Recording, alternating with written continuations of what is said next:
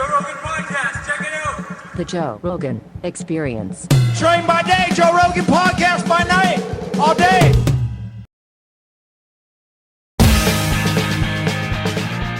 Are we rolling? Oh, we are. We're up.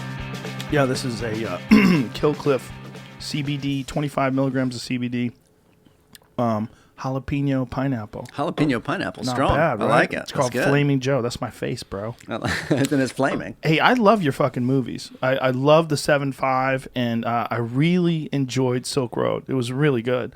And you did a great job of taking something that is a real story and laying it out in a movie format where you only have like a certain amount of time with actors. But even the guy who played the bad cop, what is his name? Jason Clarke, I love that guy. He's great. He's been in a bunch of things. Yeah.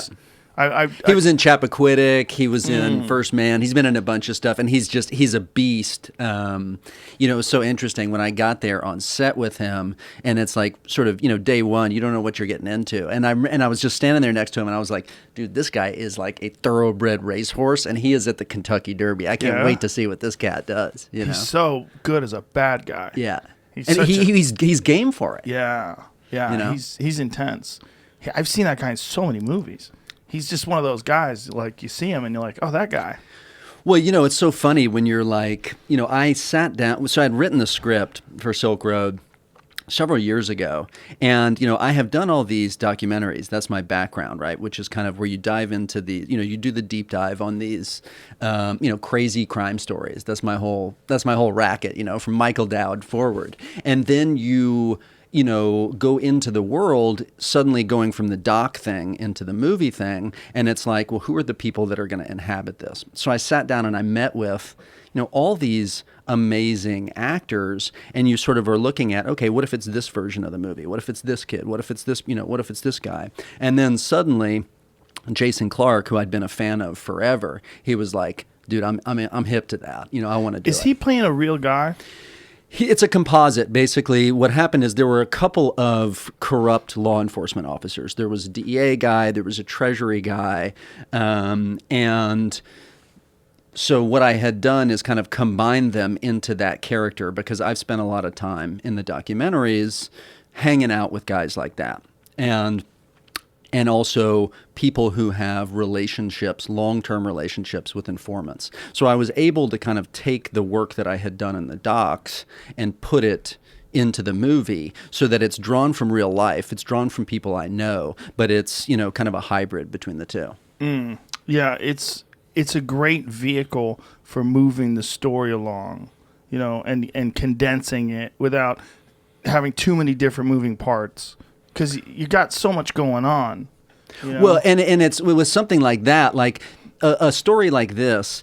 There are the people that, like, I was one of the people that was fully geeked on this story. I remember the day after Ross Ulbricht was arrested in the San Francisco library, in the sci-fi section of the Glen Park Library. I was off shooting some crime doc or another. And I remember vividly opening the newspaper, and it just had kind of like the shadowy headlines of the story. It was like dark web, Bitcoin, Dread Pirate Roberts, but none of the stuff was in the zeitgeist yet. We hadn't even really heard of Bitcoin. But I remember thinking man, there's a story there. Maybe it's a movie, maybe it's a doc, but there's something. And I was just kind of fascinated from the get-go. And then obsessively tracking the story as new pieces of information would come out. And then eventually there was this Rolling Stone reporter, this guy by the name of David Kushner, who's this brilliant writer and reporter, has a nose for story and is able to get to people. And he had gotten to Ross Ulbricht's girlfriend in Austin, and then the family. And so he wrote this profile of Ross that was this very kind of relatable humanist portrait. And suddenly when I read that piece, I was like, okay, now I can connect with this guy in some fundamental emotional way. But at the time, none of the stuff about the corrupt cops had broken. None of that stuff was in the public. Nothing had been reported on. And I think that the feds deliberately kept that information under wraps so as not to screw up the prosecution Right. of Ross, right? But I was knowing people in DEA, knowing people in U.S. Attorney's office, from making the 7-5, from making Operation Odessa, whatever. Those guys would call me and they were like, man, there's a whole nother amazing half of this story, which is the crooked cop side of the story. Suddenly, when I saw that, I thought, okay, now that's a movie, because I can imagine these two sort of people, I always thought of it, it's almost like they're missiles on a collision course flying right at each other, And so suddenly when I had that in my head, I was like, I can make a movie out of that. The stuff with the corrupt cop's wife and daughter, was that fictionalized as well? Yeah, so it's interesting. At a certain point, I remember like on set and kind of going up to it, people were like, "Okay, so what's factual and what's fictional? Yeah. What's factual and what's fictional?" And at a certain point, I was like, I need to pour myself into this, because there wasn't, when you're making a doc, you're going out and you're harvesting people and you're harvesting information and you're harvesting photos, videos, news footage. This was like, there was a limited amount of information. And so then when the information ran out, it was like, okay, what am I going to pour in here? I can research it the way I would do a doc, but really, if I'm going to make this something that's true and authentic to me, I kind of poured myself into it. So that's what I ended up doing, So when you say poured yourself into it, did you create this story with the daughter that needed the money for school? And Yeah. I mean, what it is it's a combination. So there was a limited amount of information. This guy, one of these cops, had family members, had, a background where he was jacked up in Puerto Rico and sort of thrown off track. So I took the pieces that were in the public record, that were in Rolling Stone articles or in the Wired article or whatever. And then I was like, okay, I'm going to put my own biography into this. So I'm going to put, maybe my relationship with my daughter or my relationship with my wife. And so kind of build out from what's there with a personal story to it. is that a difficult thing to do? Like, do you tiptoe through that? Because here you have this story, right? The story, for folks who don't know, we should probably let them know what the story is if they don't know. The story of Silk Road is a spectacular story because he created this marketplace through the dark web with using Tor and encryption, and Tor is a browser. It's an encrypted browser. Yeah, it's basically like it's like the Harry Potter invisibility cloak. You go into Tor and it conceals usage and location. And he developed this Silk Road platform where you could buy all kinds of drugs, and then ultimately you could buy guns as well, and a lot of other illegal things. And the way you portrayed him is really fascinating too, and I wonder how much of it is accurate, because you portrayed him as this sort of really intelligent, idealistic young man who ultimately believed that people should have the freedom to buy, sell, use, choose, whatever they like. And that the people who support Silk Road, that's how they felt.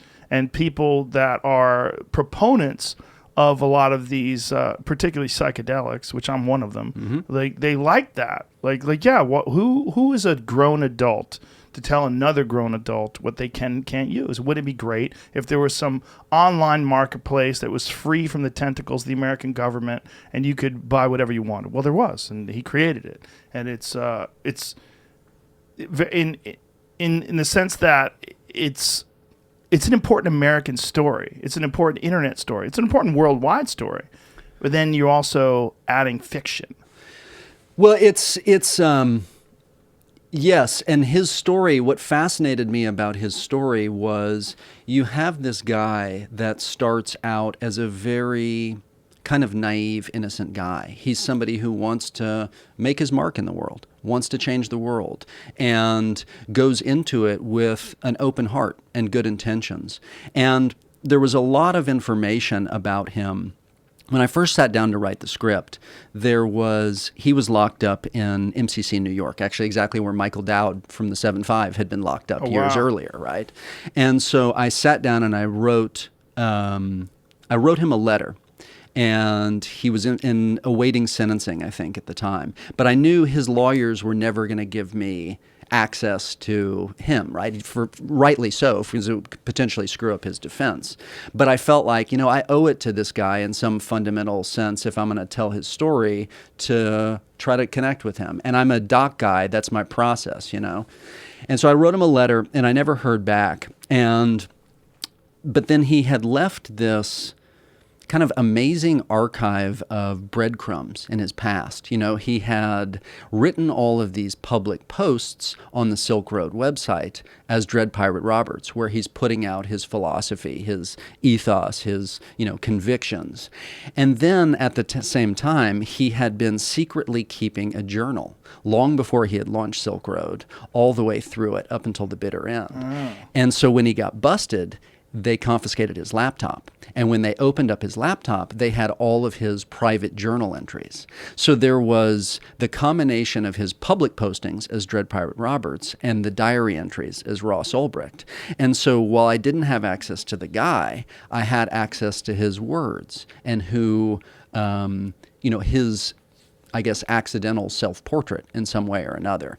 And so when we got into, and you're at to your question of how much of this is, journalistically accurate. So every piece of voiceover in the movie that's spoken by Nick Robinson, who plays Ross Ulbricht, all of that is either taken from the diary entries or taken from the public postings as Dread Pirate Roberts, and then all of the chat logs, all of the back and forth, the encrypted communications between, Knob and Dread Pirate Roberts, all of that stuff is taken from the documentary record. Because I felt like you have to be true to who this guy is in some sense spiritually, Yeah. Did you communicate with him at all? No. So what happened was, I couldn't get to him. I wrote him a letter, never heard back. But what ended up happening was his ex-girlfriend, who's here in Austin, Julia V, who's portrayed in the movie by the actress Alexandra Shipp, she became a consultant for it when I was writing the script and then when making the movie, because I felt like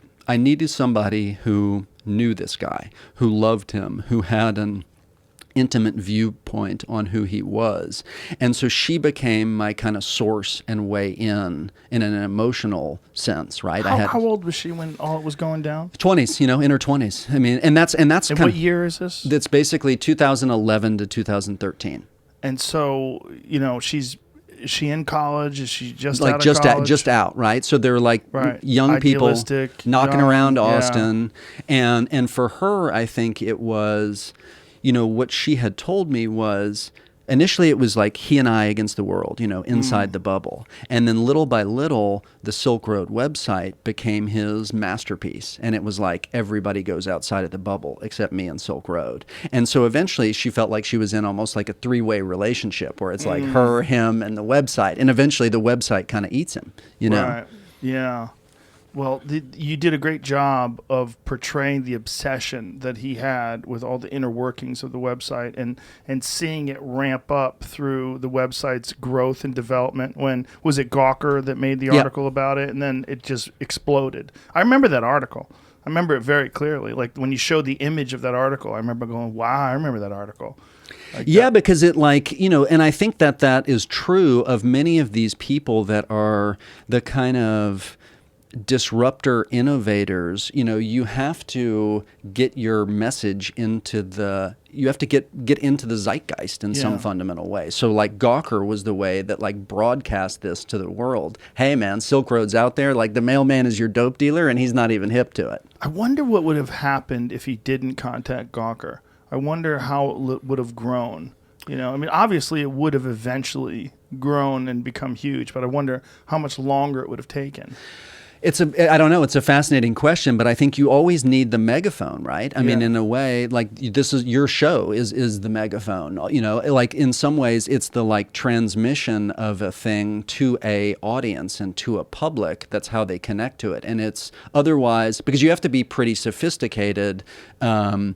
And that was the thing that, he was struggling with initially is like, okay, I've got this amazing thing. I'm using Tor, so you don't know who it is. I'm using Bitcoin, and nobody knew what the hell Bitcoin was at the time either, right? It's because of this story that we all know of Bitcoin. This is what put Bitcoin in the zeitgeist. But basically, he had this, like, as many of these great ideas are, relatively simple one, which was Tor plus Bitcoin means encrypted transactions can't be traced. Anybody can get anything, anytime, from anywhere, from anyone they want. And so it unleashed it to the world, but then it was like, okay, but nobody knows about this. How are we gonna sort of broadcast it? And the Gawker piece is the thing that injects it into the zeitgeist. But it was a thing before that, so it was reasonably successful before that, right? Like, people did know about it in terms of like the people that were hip to it. Weirdo internet crowd, they knew about it, but he didn't think that was enough. Well, and he had to go, like, he went and like seeded the chat rooms and like said like, hey man, check this out, you know, Right. acting as if he was a user and not the mastermind to it, to like put bait in the water so the fish would hit it, you know? Yeah, it's such a crazy story. And what is the status of things like that now? Is there a more improved version of Silk Road now where you can do that and you don't get busted? I'm asking for a friend. Yeah, exactly. The crazy thing is there were several iterations of Silk Road that happened. So like the feds came in, like seized it, and then all of a sudden, like on the website, it was like seized by the FBI, you know, putting the word out as the feds are kind of pissing on the territory. But then I forget what amount of time, I've forgotten the details at this point, but 6 months later or whatever, Silk Road 2.0 comes up. Then the feds shut that down. Then Silk Road 3.0 comes up. It's kind of like, I think, you know, the genie never goes back in the bottle. Once the technology is out there, it's going to, in some way or another, continue to persist. Now, when the feds had shut it down, was this when Ross was running it? When he basically, after Ross was busted, the feds went in and stamped the site that said seized by the FBI. And then it reemerged. And then it reemerged. And the whole thing, his online avatar, nom de guerre or whatever, was Dread Pirate Roberts, taken from The Princess Bride. The idea being like, once I go away, there's going to be a new Dread Pirate Roberts. Somebody else is going to pick up the baton and run with it. And nobody quite knows, okay, who is it that inherited it? And there are those people who say, hey, this wasn't Ross that ordered these hits. This was like, nobody knows who's behind the keys at the time anything has happened. So there are those people who completely deny, his family completely denies the culpability, and who knows? We'll never know. That is a problem when you're dealing with corrupt cops too, right? Like, they literally could have faked him doing that. We don't know. What has he denied that he called hits? Look, we should explain to people that haven't seen the film. Spoiler alert. It goes off the rails for Ross, for young Ross. And at one point in time, the guy he's working with gets busted and rats him out. And then the cops are using that guy's account and communicating with him, and he orders a hit on that guy. And the guy gets to see it, and it's like, holy shit, I can't believe this. Who knows how much of that is real and how much is not. But the problem is you're dealing with corrupt cops. And if the corrupt cops wanted to frame him for something that's going to put him away for a long time, just running the website and allowing people a portal where they can do this and sell things is not quite good enough. But if you can get a guy to literally call for murder, not once but twice, then you've really got him locked up. We don't know, though. Did he deny that he called those hits? Well, not only did he deny it, but what happened was, so to back up a step, basically the corrupt cop, in the movie, the corrupt cop at a certain point sets out to bust Ross, and then at a certain point he's like kind of getting cock blocked by his superiors and whatever, and so he says, okay, I'm going to rip this kid off instead. If I can't bust him, I'm going to steal the money and I'm going to use it for my own purposes. But what ends up happening is, and all of that information, by the way, the fake murder of his employee and the photographs that were taken of it, all of that stuff is true. That's all in the real story. And as we're shooting the movie, we have access to the actual faked murder photos. What does it look like? Is it available online? Can we see it? Yeah, it's available online. Oh, we need to see that right now. See if you can find the Curtis Clark Green murder photos, fake murder photos. What was his online name? Chronic Pain.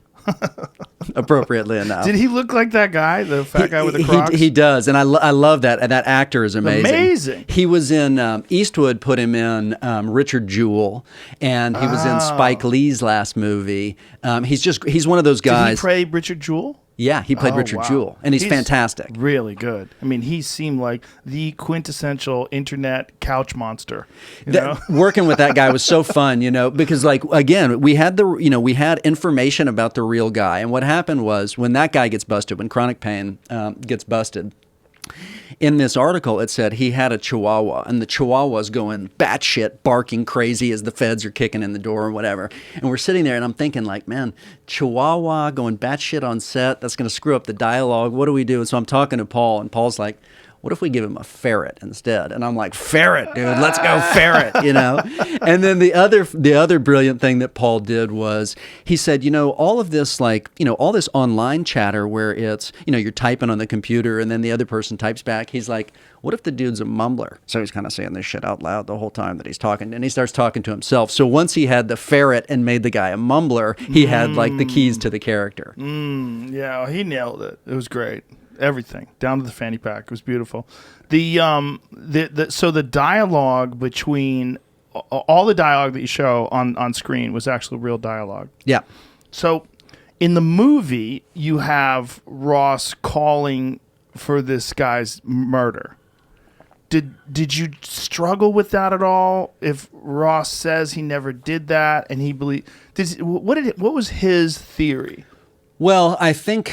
Okay, so there's a couple of important points. One is the feds never charged him with attempted murder. They put it, Ross ended up getting sentenced to 2 life sentences plus 40 years without the possibility of parole. And this is a crazy fact, which is considerably harsher than what El Chapo was sentenced to, right? Jesus Christ. And so they really, they threw the book at this guy and buried him. And did they offer a plea? He was offered a deal at a certain point, and he turned it down what because was the deal? I think it was 10 years. Jesus Christ, kid. I know, and this is a crazy story. So starting out with, you had asked me if I had reached out to him. So I reached out to him when he was locked up in MCC New York awaiting sentencing. And then all the way through, he was hoping to, the case was working its way through the appeals process. So, and then finally he was hoping that Trump was going to pardon him. And there was a big kind of hullabaloo. Okay, is Trump going to pardon him on his last day in office? And he didn't. And I was sitting there watching the news, waiting to see if he would. And I woke up the next day and I was like, man, I'm gonna look it up. And so I went onto the Bureau of Prisons website and I typed in Ross's name, and it comes up, Tucson Penitentiary, and then it said release date : life. And it just like it hit me. This kid's 36 years old. He's 10 years younger than I am, and just staring down the barrel of that. And so I sat down, even though the movie's, coming out or whatever at the time, and I decide, what, I owe this guy and some fun, like just human being, man to man. So I write him a letter and I said, listen, man, I've made this movie, and this is my portrait of you and my portrait of your story and of Silk Road. And it's, it's coming out into the world. But if you ever want to tell your version of the story in any form or fashion, you want to do it as a Rolling Stone interview, you want to do it as a documentary, you want to do it any way you want, you tell me, and I will be there in person to sit down with you, because I do feel like there's some kind of, I don't know, I guess like spiritual contract between me and him. Like when you enter into a story like this, you're in somebody else's life in a real way. Yeah, it's almost like we do need to hear his version of it, right? And we don't. We just, and especially when you're dealing with lawyers in a court case where it's, they're withholding some testimony if they think it'd be detrimental to his case, or, once all said and done. I wonder why Trump didn't pardon him. I don't know. And who knows, the way it was reported that he was closely considering it. But in the kind of last days of the, chaotic end of the administration or whatever, it didn't happen. But I was, because no matter what you think of Ross's politics or what he did as a, or Silk Road even, there is this thing where, like, I'm a believer in second chances, man. I've screwed up a million things in my lifetime, and And I feel like somebody like that hopefully has something to give the world, and isn't thrown away. It's just crazy that they were offering him 10 years, and instead they gave him 2 life sentences plus 40 years with no possibility of parole. Like, why? There's It's such a disparity. Well, I think in some way or another, it was like, this changed the drug war, right? It changed the way the drug game happened, and it changed the way the drug war was fought. Suddenly, it's like it's almost an existential threat to the drug war when it's not buy busts and hand to hand and all the street stuff that we've seen, since Nixon unleashes DEA, in '73 or whatever the year is. Suddenly, it's wait a minute. All happening online, anonymous, DHL, USPS, people are delivering it. Nobody even knows that they're carrying it. So it was an existential threat to the U.S. government, to the DEA, to the drug war. And so he got the book thrown at him. Crazy. So what was the motivation for offering him 10 years as a plea? I don't know. And I wonder, looking back on it, it's always kind of hindsight is 20/20, but he had been beating the system for a long time, right? He was like one dude with a laptop that unleashed this thing that kind of metastasized and went over the whole world. And he was winning for a while. He was ahead of the feds. He was ahead of the U.S. Attorney's Office. He had Chuck Schumer there, calling for his head, and yet he continued to kind of game the system and beat him by just being nimble and being able to throw his laptop in his backpack and roll on to the next location. So maybe he thought he'd be able to continue beating the system. I don't know. God, he'd be out. He'd be out. He'd be out now. Full 10 years later. Well, and the crazy thing, tweeted this 2 hours ago. Kind of convenient timing. I put Silk Road on the Tor network about 10 years ago. I've been thinking about what was going through the mind of my 26-year-old self back then in 2011. So much has changed. If only I could turn back time. Wow. So he's got a Twitter account? He tweets a lot recently about meditation. How does he have a Twitter account? He might not be running it. He could be sending messages to someone, but it seems like he's running. Well, I think, one of the things when I looked at the federal penitentiary where he's being held is you actually they give everybody access to, to the computers and to email periodically once you get on the list. Fuck. But it's heavy, right? Yeah, it's heavy, but I wish I could know whether or not he actually called for murder. That's the difference. Therein lies the difference, right? Well, let me argue that point with you because at a certain point, you can make the argument, this is entrapment. This is somebody saying, hey, this guy's ripping you off. All of it was a hustle. Like what the feds were doing was a hustle. And so it's, again, putting bait in the water. Hey, this guy's ripping you off. Hey, do you want to kill him? And sort of encouraging him and entrapping him to do so. Eventually, he says yes. Or arguably he says yes, right? If it's him, he says yes. If it wasn't him and somebody else is running it, who knows? But like and this is the way the feds often prosecute cases, right? Is like you're putting bait in the water, encouraging the person to do it. Then he's like, his intention arguably is, yes, I want to do it. But at the same time, like the murder wasn't real. The whole thing was a hustle. Yeah, but if he did call for the murder and he thought it was real, then he called for a second murder. I mean, he's literally calling for hits if it's real. If he really did. The problem is, there's two problems. Legitimately, if you were the prosecuting attorney and you knew that you had corrupt cops giving bad information and stealing money, and you were an ethical person, you're supposed to release that information, and it should taint the eyes of the jury. It should taint the eyes of the judge. It should taint their case. It should weaken their case. But they're not going to do that. And none of that was disclosed at his trial. All of that was deliberately concealed so that they could, hammer him in the prosecution. And look, I'm a strong law enforcement guy, right? In the sense of, I have made a bunch of documentaries that are about cops. Some of them are corrupt cops like Michael Dowd. Some of them are, righteous cops like the guy that investigated the Kiki Camarena murder, the murder of the DEA agent in 1985. And so I've spent my whole kind of professional life knocking around cops and prosecutors, and I'm a believer in the, you know, the justice system. We need it to work. Yeah, as am I. I'm just, cops are just like everybody else. There's good ones and there's bad ones, and unfortunately with cops there's a lot of bad ones, and it's terrible for the good ones.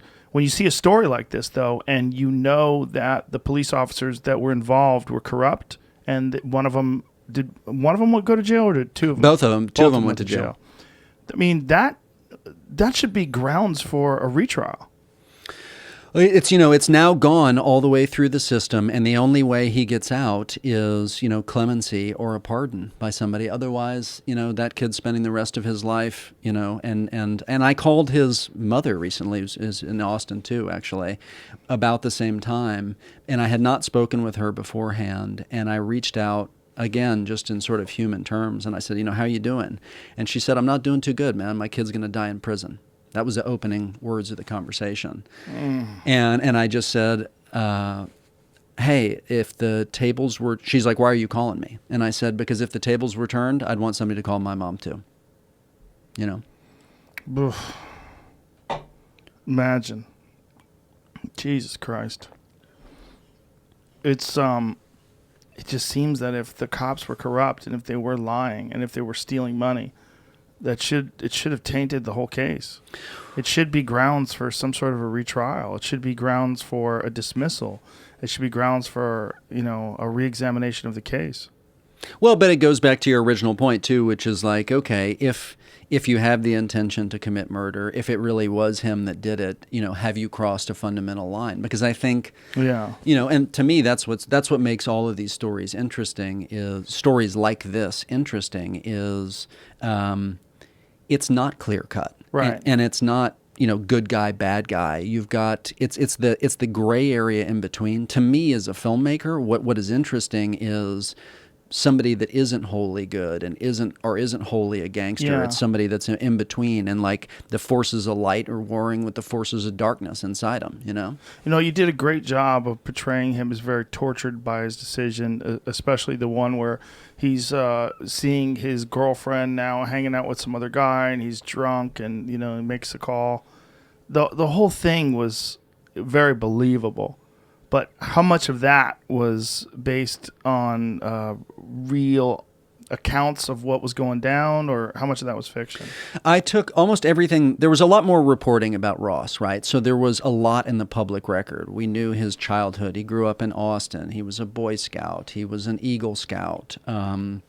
And he ends up getting a degree in physics. He goes to UTD.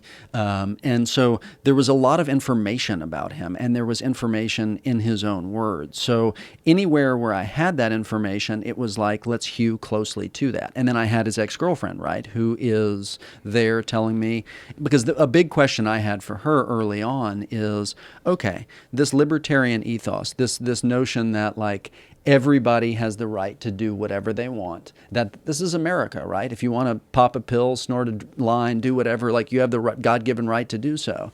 How much of that was legitimate, and how much of it was a mask that he's just wearing for, you know, for the site, for the public, to, you know, to sell it? And she said, this is exactly who this guy was. At his most basic core level, was a believer in our individual rights and freedoms. And she would, you know, he'd sit there and argue with people in bars and say, hey, like, this is our constitutional right. And so once I had that kind of piece of the character, and I knew, okay, that's what animates this guy in a basic sense, then it gave me something to kind of hook onto. And there's people that, you know, that don't like the politics, that will, you know, argue against that. And at the end of the day, my feeling is, it's not my job to pass a moral judgment. And even in the same way with Michael Dowd and the 7-5, it's not my job to tell you, hey, this is a good guy, this is a bad guy. It's, here's the story, here's the characters, here's the world. Make up your own mind. Hopefully people are arguing about it one way or another. Yeah, well, I'm sure they will. I mean, you definitely gave a lot of food for thought. It's such a complicated story. It really is. Because, you know, you see the guy entering into it with these intentions that are, you know, debatably very, they're very American. It's very like the idea of freedom and the ability to do core whatever. stuff. Yeah, it really is. And then along the line, just everything just goes so sour. Well, and it happens so quickly. You know, one of the things that's crazy about that story is from the time he unleashes the site until the time he's busted, it's less than 2 years, right? This guy's got an entire lifetime's worth of drama that happens to him in 18 months' time. Or How much money did he make? Well, had he hung on to the Bitcoin, with Bitcoin at 50,000 or whatever it is today, it would be like an incalculable amount of money. It was tens of millions at the time. God. And what happened with all that Bitcoin? It got confiscated and seized by the federal government. So the federal government owns it now? Federal government seizes it and confiscates it, although there was I read in the news, and I don't know the details of this, but there was a bunch of, significant amount of, meaning like hundreds of millions of dollars, I think, missing Bitcoin. U.S. seizes $1 billion in Bitcoin linked to Silk Road site.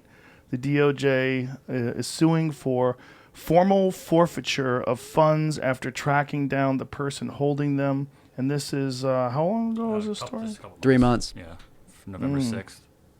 So. Wow. Isn't that funny? Look at that little thing. This article is more than 3 months old. That's how crazy this time is today. Yeah. 3 months old. Like, bro, that's a fucking million years ago. 3 months? Well, time got particularly weird on us over the past year in the pandemic, too. Oh, yeah. But that particularly is strange. That they have that little thing to let you know this is not new. Waving the flag. Yeah. According to the information, Ross Ulbricht, now jailed founder of Silk Road, became aware of individual X's online identity and threatened individual X for return of the cryptocurrency to Ulbricht. Individual X did not return the cryptocurrency but kept it and did not spend it. The complaint said, officially titled United States versus approximately 69,370 Bitcoin. Holy shit. Holy shit. That's Serious so chunk much of money. money. Serious chunk of money. Requires the DOJ to prove in court that the seized cryptocurrency is subject to forfeiture, meaning it is the proceeds of a criminal act. Wow. What would they do with that money? Where's that go? I think it goes into further investigations, and I'm not certain. Nancy Pelosi's hair fund. Exactly. They There it wash goes. her hair with there that it money. goes. These motherfuckers. Where's that money go? Well, I mean, I think some of them it goes into like reinvestigations in the Miami Vice days when you seize the Ferrari, then it becomes like the undercover Ferrari, $3.5 billion today. So $1 billion 3 months ago and $3.5 billion today. Hey, hang on to it for a little bit. See what happens. Fucking Christ. That's nuts. That is really nuts. That's so much money. So much money.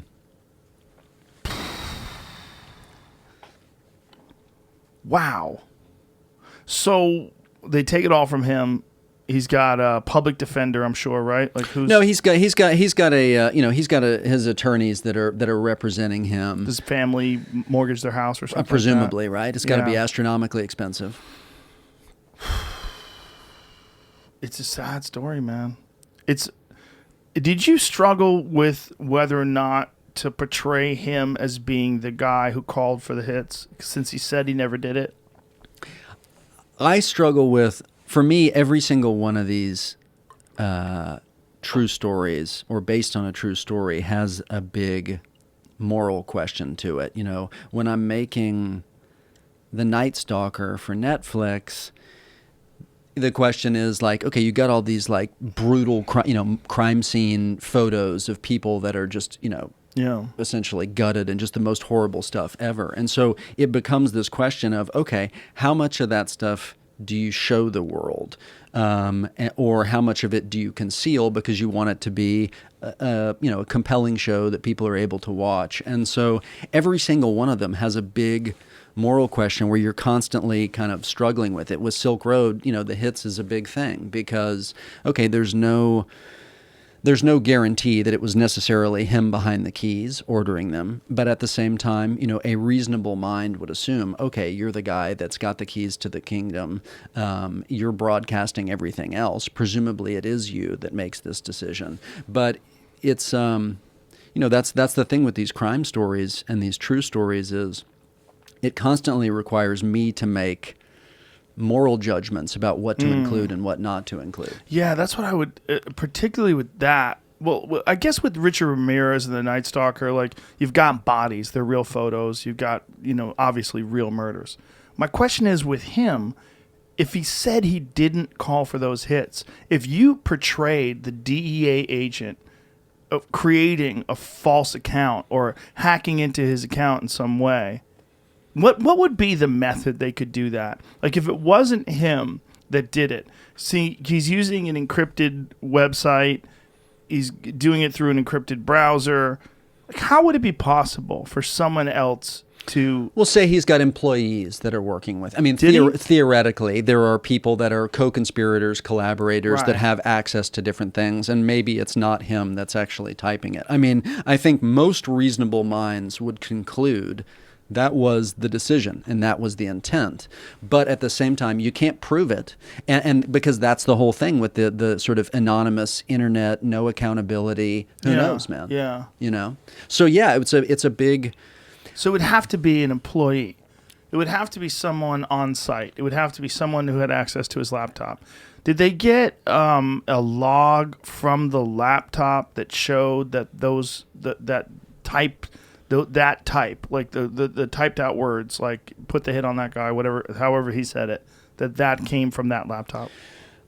Basically, what happened was they ended up, he uses, instead of using a local server, he uses like a server farm in Iceland, so that as people, the feds are trying to track him, it's going to this weird ass locale that's not tied to him geographically. So eventually the feds get access to the server farm in Iceland, and they're able to kind of, the simplified version of this is they open it up and they're looking at it in real time from the inside. So it's as if they're watching from his laptop, but in another location. How did they having do gotten that? Access, because he had made a coding error very early on, because he taught himself all this. Like, this guy wasn't a trained coder. He taught himself all of this like in his own time, looking stuff up on YouTube and whatever, the dark web and wherever else. And so he had made an early coding error and had left his email address somewhere, rossulbricht@gmail.com. Oh no. And that one little breadcrumb very early on led to the IP address that he ends up getting busted for, because even though you make those mistakes and you go back and cover it up, it's still out there. And like forensically, as they sort of recover and rebuild it, they catch that mistake. And that's what ends up bringing him down in the end. Oh my goodness. I finally found that photo. Yeah? It took forever, but that's it, I guess. So that's the photo of... That's the fake murder, right? God, that guy looks so close to the guy that they had play him. So there's the fake murder with there's him. the with Chihuahua. The soup coming out of his mouth. Yeah. And then that's him. That's one of the real DEA guys there at the bottom there. All hail Knob. You see that picture. So that guy with the hat on in the lower left? Yeah, that's one Knob? that's one of the two DEA guys. God, exactly. He's the actor you got portrayed him so well. Wow. Well, that's the thing with those undercover guys, right? Where's that guy now? He's out, and he's actually a huge advocate of Ross, wanting to get him... even though Ross wanted him dead? Even though Ross wanted him dead, he's now sort of a big supporter of him and wants him granted clemency or pardon. Look at this. Here I am at the door of the hotel room suite where the agents faked my death. It's it's crazy, the culture like this, right? Which is like people wanting to relive their thing. I remember very early on, one of the earliest jobs I had was I went out on the crab fishing boats, right, in the Bering Sea, doing what turned out to be Deadliest Catch once upon a time, right? And so I'm out there on these crab fishing boats, and I'm thinking, like, who's going to watch this shit? Sort of crabs pulled out of the ocean, who cares? And there was this kid on there that was like a young kid that had washed up in Alaska, got tossed from the army, smoking dope or something, and he ends up in Alaska. And he's on this boat, and he starts telling me, man, I'm having nightmares that I'm going to like fall over this boat in the middle of the night. And eventually he's out there fishing in the middle of the night, throws one of the crab pots over, and the rope catches his leg, yanks his ass into the water, right? And the alarms start going off, and I go running out there in the middle of the night to see what the deal is. And my cameraman, who's with me at the time, is like, dude, we got to help these guys. We got to rescue that kid. So he drops his camera, and he goes running out to like help the other And I'm kind of like, dude, my job is to film this shit. Right. And so I reach down and I pick up the camera and I start shooting. And I'm feeling like conflicted again, Right. that moral thing, like, okay, should I be like helping or should I be Right. filming this? And so they grab the kid and miraculously they save him and they pull him onto the deck and he's like shaking with cold, because your heart gives out in like 6 minutes when you're in the water like that. And so I'm holding a camera with one hand and a knife with the other, and I'm cutting the guy's clothes off, right? And the kid slaps me, and he goes, "It's all right, man. Just film it." And I'm thinking, like, what world do we live in? Like, it's insane, right? And that's, but like, and then that's the moment that ends up, being like, okay, now we got a TV show. Let's turn it into Deadliest Catch. But it's like so crazy that like people are like that. But people are so aware of what it means to be on television now, or what it means to be on the internet, or what it means to be a part of a thing that a bunch of people are going to see. Yeah. And that's kind of how we process these stories. It's like why we're still why are people still watching the story of Richard Ramirez and the Night Stalker 35 years after that happened? And I think part of the reason why is like this is how we understand these stories is by like telling them, retelling them, having the discussions about like what's the morality of Ross Ulbricht or using crime scene photos of Richard Ramirez. It's kind of this is the way we culturally process this stuff. Do you ever do a demographic breakdown of who watched? Like, does Netflix have a demographic breakdown of who watches those crime shows? Because it's mostly women, isn't it? Anecdotally, that's what everybody says. There was a funny bit on Saturday Night Live the other night that was like, what do ladies do when they're home alone? Wait, then they like throw on the murder shows. Yeah, why is that? I don't know. It's a weird thing. And when we were making Night Stalker, we would get to the point in the interview where it's finally, I would ask everybody like, okay, so for some reason or another, this guy becomes like the Jim Morrison of serial killers because like when he's paraded through the courtroom, all of a sudden he's got these like groupies and fans and they're sending him. And I had gotten access to all of the like naked pictures that the girls are sending in, because this author had written a book about him, had all this stuff. And I was like, and you always have to kind of ask that awkward question of like, so why does this guy become this sort of crazy sex symbol object of desire, obscure object of desire? And it's always like kind of particularly with the women who are being interviewed, but everybody. And nobody quite has an answer. Is it the bad boy thing? Is it the celebrity thing? But this is somebody that like, I think as one of the people said, this is somebody that would eat you for dinner, not like, it's craziness to have any attraction to it, but yet it exists. This guy has like groupies and fans. And it's very common for murderers to get, Hugely especially common. murderers of women, to get all these propositions from women. Yeah. It's very strange. Super strange. And, I read something about that. No, Whitney Cummings was actually telling me about this. She said she read that it was something that had to do with there was like an evolutionary benefit to getting close to killers. Like that, I think this is theoretical. In what regard? That the idea of it's very hard to kill someone. Once you have like human personal contact? Is that what you're saying? No. No, that the act of killing someone, that it's difficult to do. And that it requires like someone who is to be capable of taking another person's life. And to be close to that person means somehow or another you're protected by them, and that they're willing to kill, and that this is like something that existed thousands and thousands of years ago in our DNA, this desire to be close to killers because you were more likely to survive because there were so many killers. Like if you went back in time, a few thousand years ago, murder must have been like really common. Like when people were sword fighting all the time and dude, there's a crazy and, book on this. Steven Pinker wrote this book called The Better Angels of Our Nature. And what he does is he tracks over time kind of the nature of violence in humanity. Yes. And he's like, okay, once upon a time there's Cain and Abel, and Cain kills Abel. Like the murder rate is like 50%. So actually we've been trending up ever since then. And like it literally looks at how, over time, the incidence of like violence has actually, even though it doesn't seem like that, dramatically decreased in humanity. It does seem like that. I think we just focus on the instances of violence because we have mass media. Right. And because it's fascinating. Yeah. And if it bleeds, it leads. So there's. But why is that? Like that's something that, making The Night Stalker or even making Silk Road, it's like, why are we fascinated by the underworld? The sort of like the worst things that people do to each other. Like, what is it? And you're participating in it. I'm participating in it. Anytime we're watching it, making it, or whatever, we are all in some way complicit in that. Well, there's the lure of the abyss too, right? Like, why is that? Why do people look over the edge of a building and think about jumping? Like there's something about. We want to get up to the edge in some way or another, There's something about death and murder and all those things that it's absolutely... and also anesthetized in our culture, which is real weird, right? Like, why is it okay for a movie to depict 100 people dying, just murdered with bullets and just stabbed, and that's fine? Like John Wick, perfect example. Like, how many people does he kill? Right. And he's the hero. He's killing everybody. Right. But if you fuck someone and you actually saw it, you'd be like, this movie's a piece of shit. Right. This is terrible.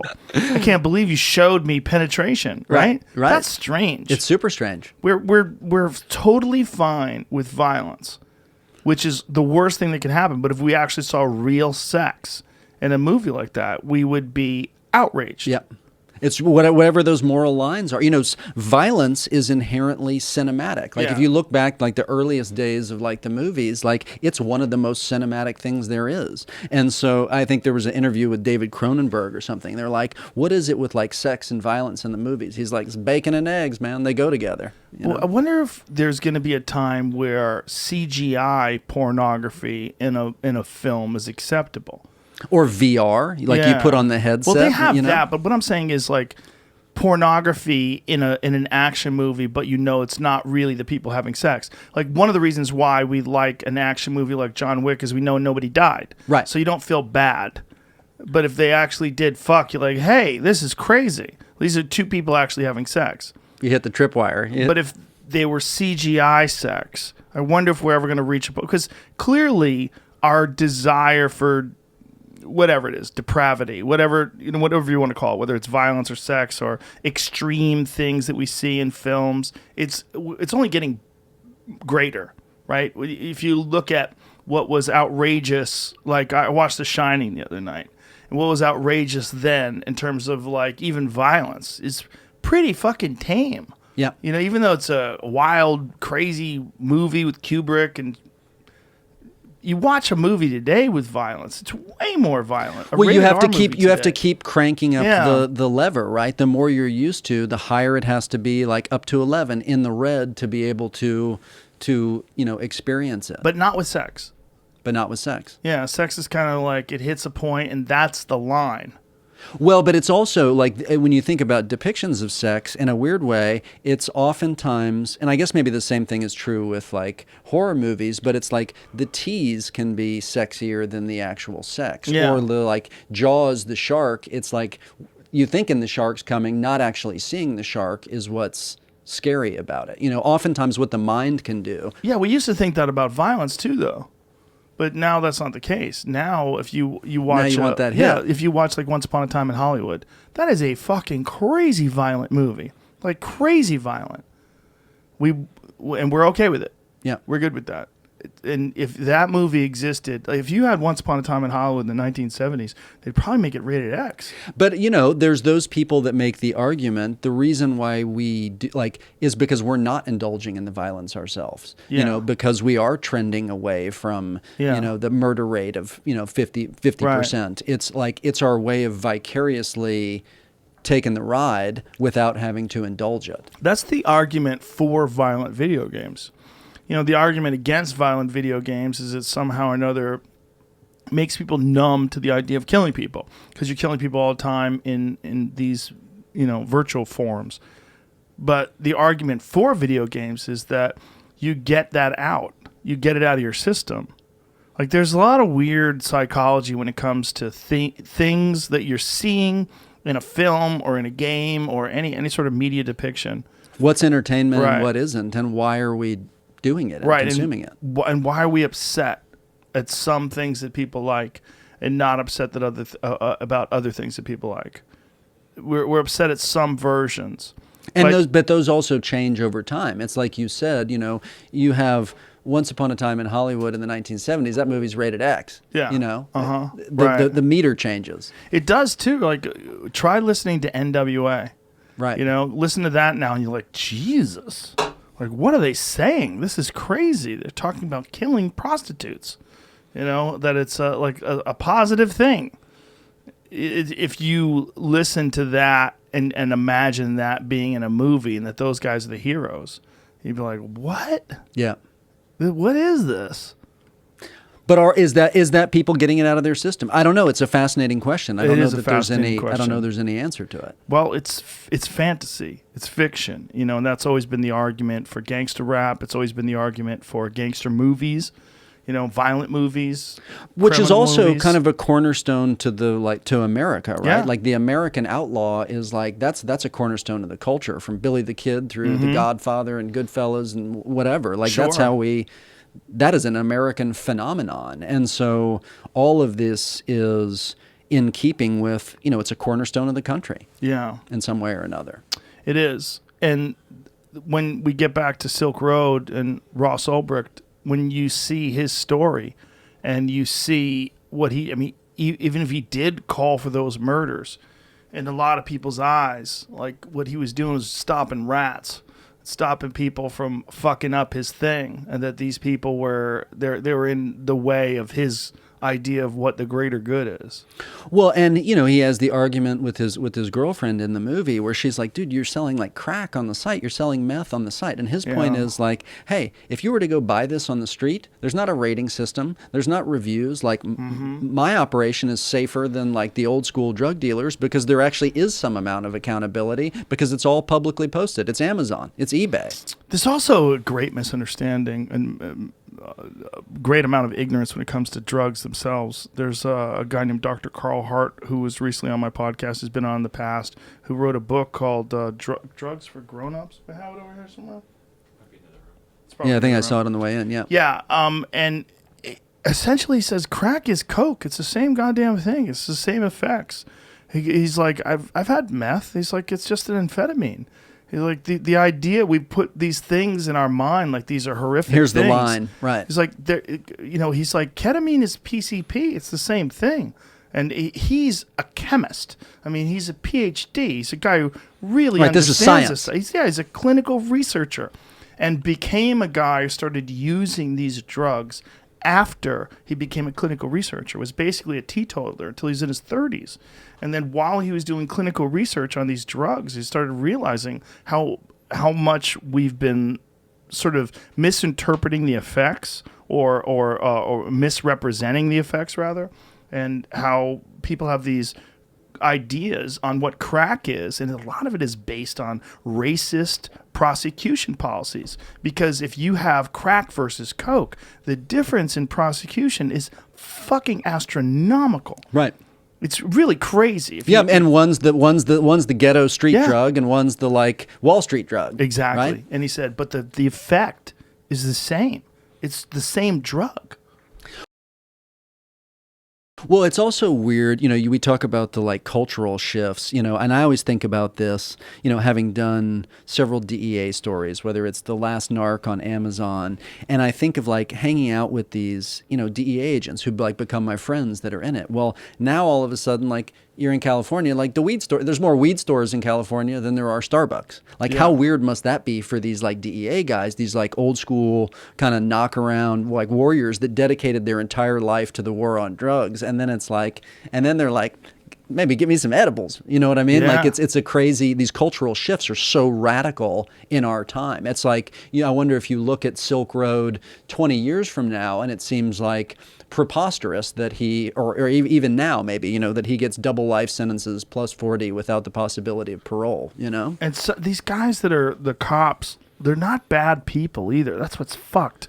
It's like the culture is bad. Like the culture of law enforcement in terms of like prosecuting people for marijuana, it's bad. It's a bad setup. And they get pushed into this box because this is what their job is. Like if you're working at Dairy Queen, your job is to make the ice cream go in a circle and you hand it to people. That's your fucking job, right? You might hate swirly ice cream, but that's your job. If you're a cop and they tell you you're supposed to bust people for pot, that's your job.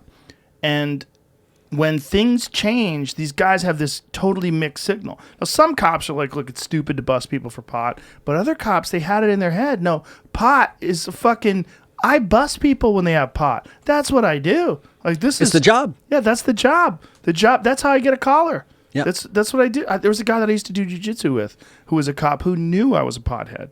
And it was hilarious because I had a medical prescription for pot.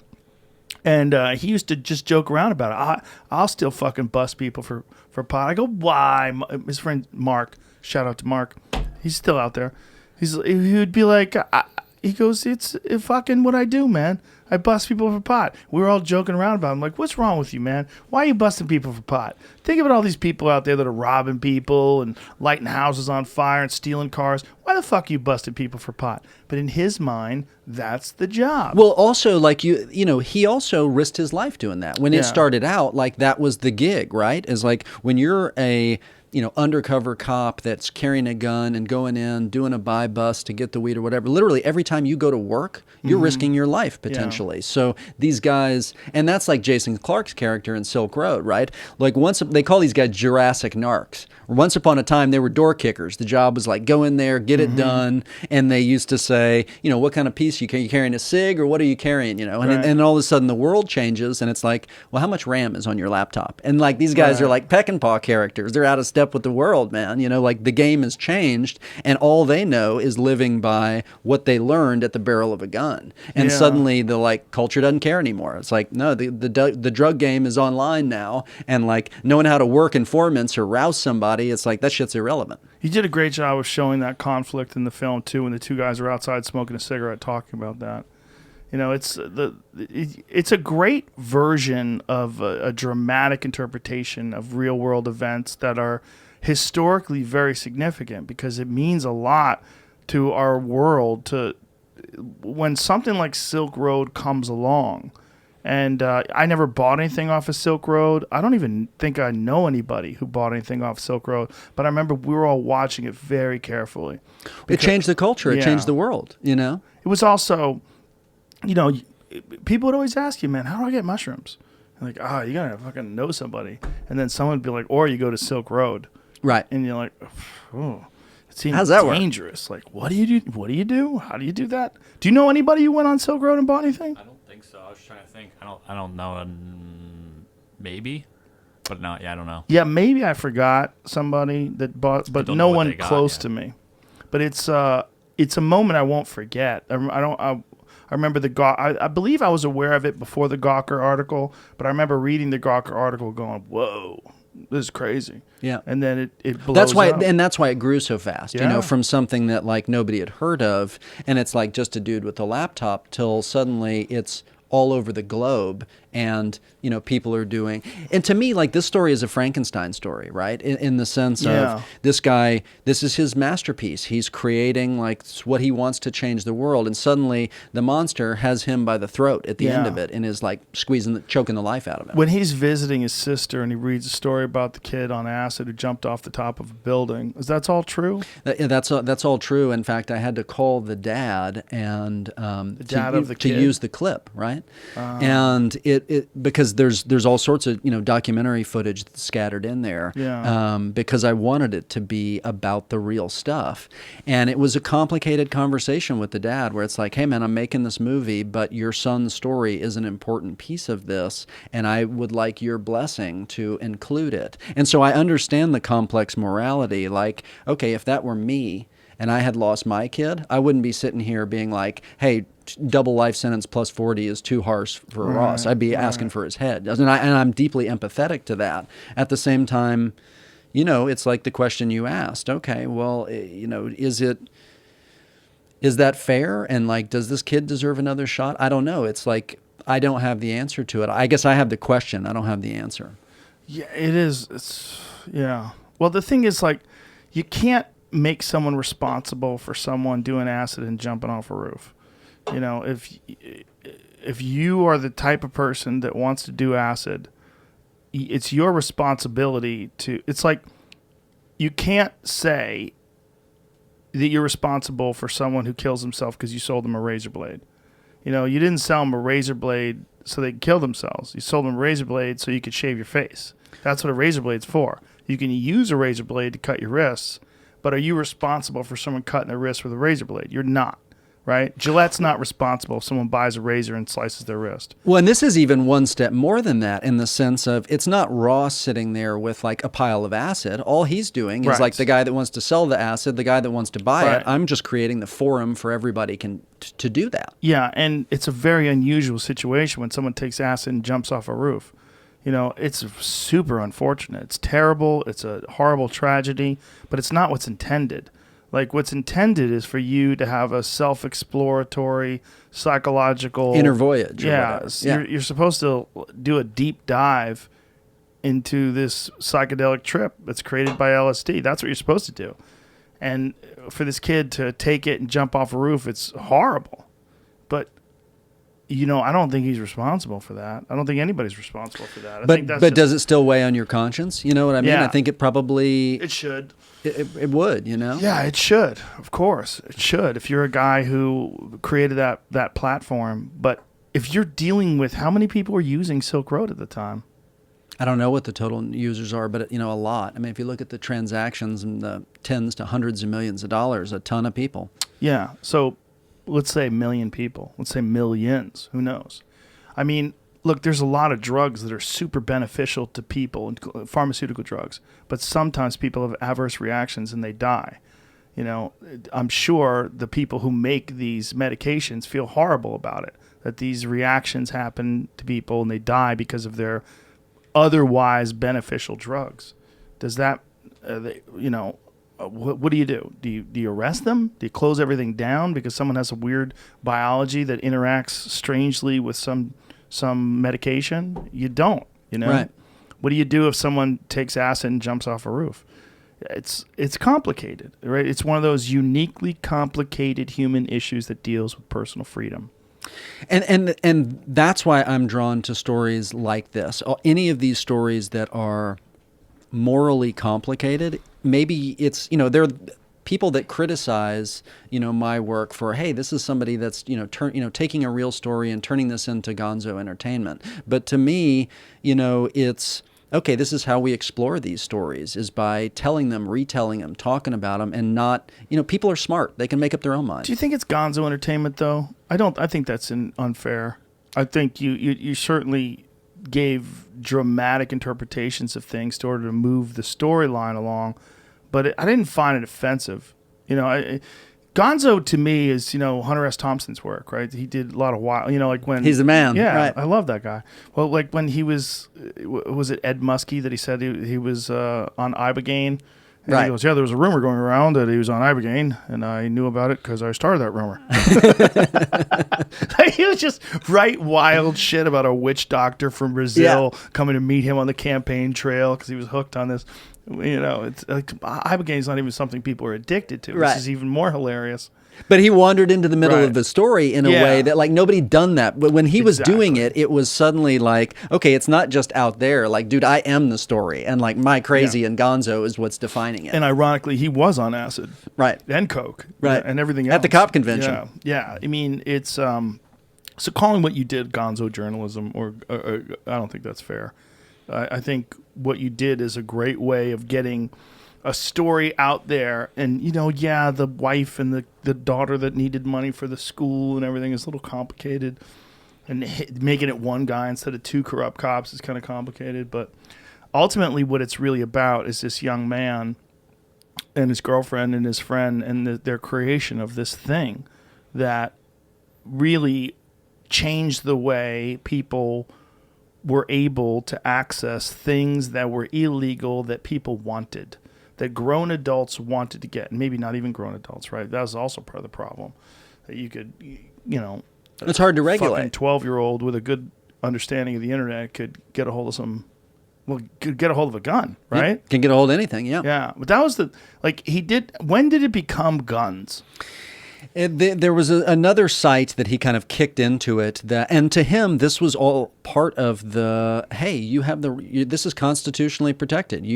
This is your right to do so. You want guns, you want dope, you want whatever, like this is your right to choose, and it's up to you to be responsible. But for many people, and for his girlfriend, it was like, dude, this is the line, like, hey, I thought you wanted to change the world for good, Right. and now, But change the world for good. Did they really think that? I mean, by selling drugs? there you It might go. change the world for good. I mean, it's possible. Make a mark anyway. Yeah, for sure, make a mark. Yeah, and I think that he did go into it with, and he did make a mark for better or worse. well, we're talking about him right now. Yep. Yeah, for sure, he made a mark, and I think your film does justice to that. I really do. I think it definitely encapsulates what a crazy moment it was, where this site gained momentum and started, and like it showed, like when he gets all the text messages in, and like he's It's realizing, blowing up, like, yeah. he's like, holy shit, what the and he's realizing, like, oh my god, what have I done? Yeah. Yeah. It's weird though to read that tweet now, Ross's tweet of like, okay, here I am 36 years ago. It's almost 10 years since I started this site. Yeah. And, I wonder what's going on. I'd be curious one day. There was this amazing thing in the New York Times where they used to do watching Serpico with Serpico, where they go, find like Frank wow. Serpico, sit down with him and watch the movie and have the conversation. And like, how interesting would it be to sit down now with Ross Yeah. and watch Silk Road with him? Even if he hated it, or even if he argued, hey, this is not right or whatever, what a fascinating conversation that would be. I'd love to be able to do that with him. Fuck, come on, Biden, let him out, bro. Let him out. He could do it. He could. He probably would. You'd have much more of a chance of Trump doing it than Biden doing it. Speaking of Serpico looked me up. Serpico found me after the 7.5 came out. Really? He's And still alive? Still alive. Where is he? Still in hiding. He's in hiding. I mean, What cops want to kill him now? When you take a bullet through the head, I think you're probably forever looking over your shoulder, which is what happened He got to him. shot in the head? Got shot in the head. Really? Yeah. I didn't know that. Yeah, so I at the haven't end of seen it, that on like movie. it's really interesting to read, and it was such a crazy call to get. So the 7.5 comes out, and he calls me, and he's like, "Yo, this is Serpico," and I'm like, "Serpico?" And he's like, "Yeah, this is Serpico. I just wanted to say, which that movie showed, nothing's changed, man. Nothing's changed." And it was so weird to get the call, and it made me want to go back and, kind of re-explore Serpico's story. So how did he get shot in the head? By another cop? Yeah, basically at the end, he was going around reporting the police corruption that was kind of, epidemic in the police department. And, according to him anyway. And so eventually he goes to respond to a call, and he goes through the door, and he's the first through the door, and you're expecting your backup to be there to like, get your back. And he goes through the door, and I think the door slams on his arm, and all of a sudden he turns around, there's no backup, bang, he gets shot in the head, and that's his like exit from working. Wow. It's a crazy story. And yet he's still like completely lucid and, very sharp guy. And Pacino nailed him, because I was sitting there talking on the phone. It was like he sounded exactly like Pacino in the movie, Wow. It was really interesting. What was the effects of the bullet hitting his head? I don't know. I mean, cognitively, he seemed totally capable. I think it was, as I recall, I don't remember all the details, but I think it was like small caliber, didn't, cause any sort of significant cognitive damage. He ended up getting his detective shield when he's like lying in the hospital bed. Jamie's got something there. Severed an auditory nerve, leaving him deaf in 1 year. He's since suffered chronic pain from bullet fragments lodged in his brain. Is there photos? Just of him. Let me see what he looks like. The real dude. It's an article from recently. He looks like Pacino. He looks like Pacino, right? And Pacino nailed him. He sounds just like him. Wow. What does it say? The caliber of weapon? This was just briefly mentioned. The thing. Let me go to here. I'd love to go back 22. and like 22. Yeah. 22 LR pistol. Yep. Yeah. Just below his eye. Yeah. Lodging Wow. in his jaw. Fuck. Fired back. He fired back. Yeah. Jesus. That'd be an interesting one to revisit all these years later. It's like I'm imagining the 10-part Netflix series that like retells the Serpico story now, but like slower and more detailed. Oh, yeah. That'd be awesome, Dude, right? you should do it. Do you think he would work with you? Yeah, well, the interesting thing when he called me was he's like, I was never and I love the movie, and Sidney Lumet's a genius, but he said, I didn't like the movie. He's like, there was all sorts of stuff that like didn't go into it, and he's like, I'd love to tell my version of this. And that didn't go into it in what way? Like more details? I guess it's more detail. I mean, inherently. But that's just how it is, right? That is how it, I mean, having just done this with Silk Road, like, okay, there's elements that you move around and things that you fictionalize. Also, so. you only have so much time. Well, that's why I'm imagining the like 10-part series Yeah. of Serpico, where you go into the whole thing and the world and the culture. Yeah. It would be fat. And what a great part for somebody. It'd be a fun one to do. And while he's still alive and can contribute to. Would you do it in a dramatic way, or would I you think do it so. in a documentary style? Well, I think a dramatic version of it now, because then you get the fun of like 1970s New York, like Ooh, bygone era, the city as it once was. Yeah, that's true. Yeah.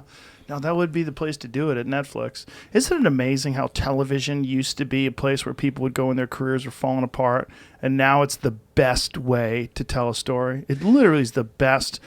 Like when you look at whether it's Netflix or Game of Thrones or The Sopranos, some of the best drama that we've ever seen has been Ozark, rather. I mean, think about these. One after The Wire, one after another. Oh my God, there's so many of them they tell these long stories, and you just get completely glued to it. Or particularly with Netflix, because like you binge watch with Stranger Things. Like there's these shows that are just.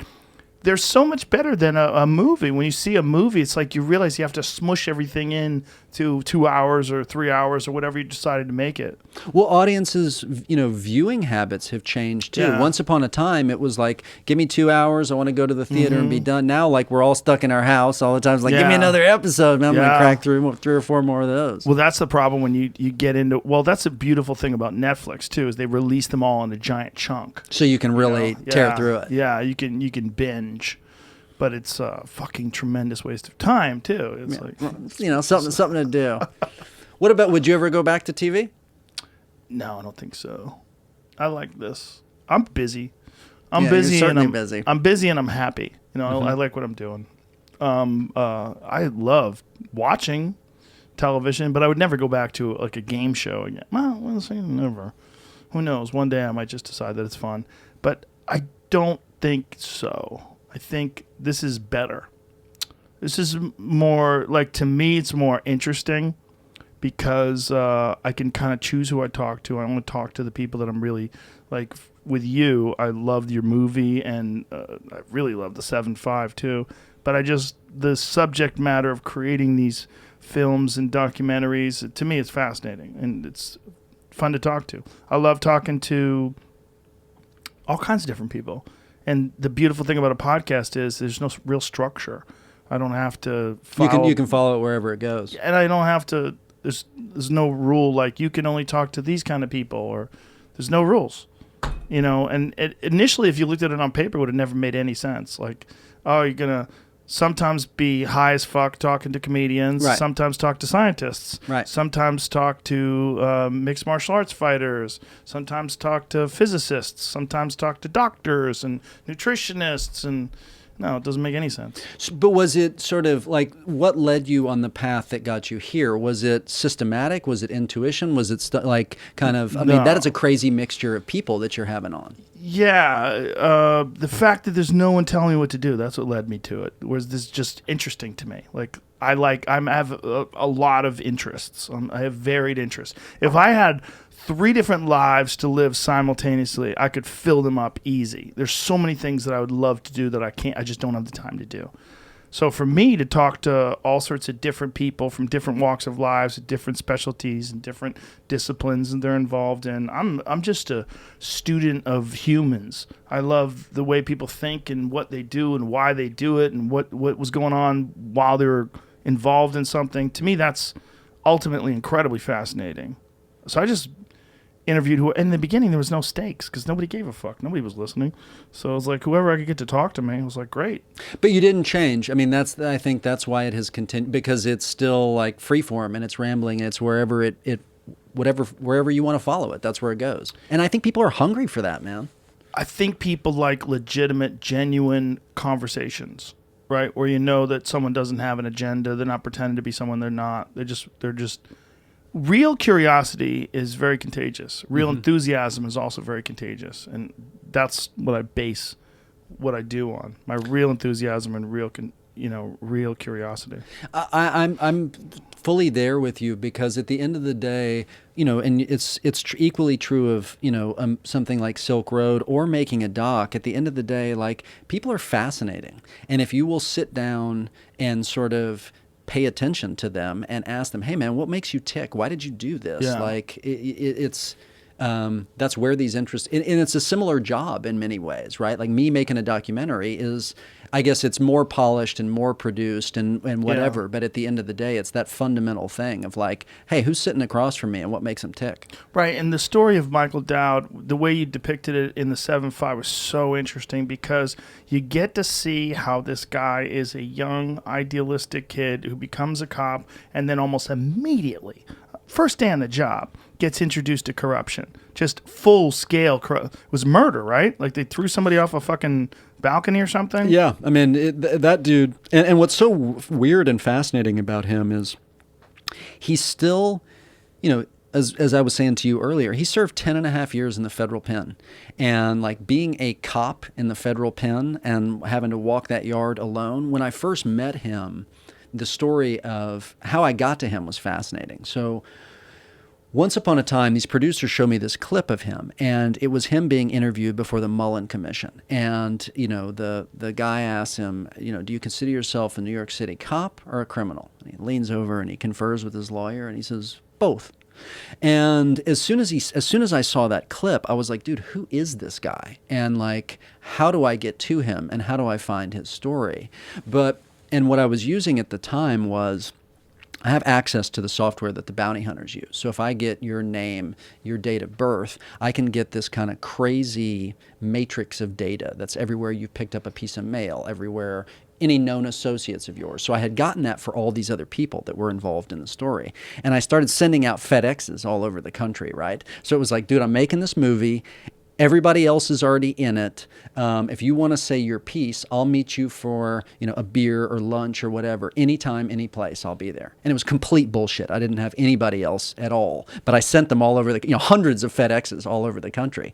So people started calling and they're like, "Yo, is Mikey hip to this? Is Mikey blessed this?" And I could not find out anywhere. Right? Try as I might, and I'm looking through the data and I'm like, where the hell is this guy? Because he had fallen into the crack of right when the digital era had begun. So there was no digital footprint for the guy.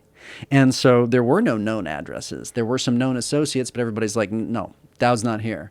And then eventually there was this one name on there, and it was a woman doctor, and I picked up the phone and I called, and I thought, like, what the hell? What's the likelihood she does this? And she answers the phone, and I'm said, yo, is Mikey there? And she puts him on, and Dowd is like, this is Michael Dowd. What do you want? And I told him the same thing. I said, dude, you pick the time and place. Anywhere in America, I'll be there. And if you think I'm full of shit, if you think I'm not the guy to tell your story, then you walk away. And he said, all right, tomorrow, meet me on Long Island. And I'm in LA or whatever at the time. So I jump on a plane, fly out there, and I go out and get on the LIE, and I'm going out to Hop Hog or wherever it was. I don't even remember at this point. And I go to get off the train station, and you go to get off at whatever stop he tells me, and I get off, and he says, now get back on the train. And he makes me go up to the next location, controlling the meat, as cops do. It's like a drug deal, you're controlling the meat, the circumstances or whatever.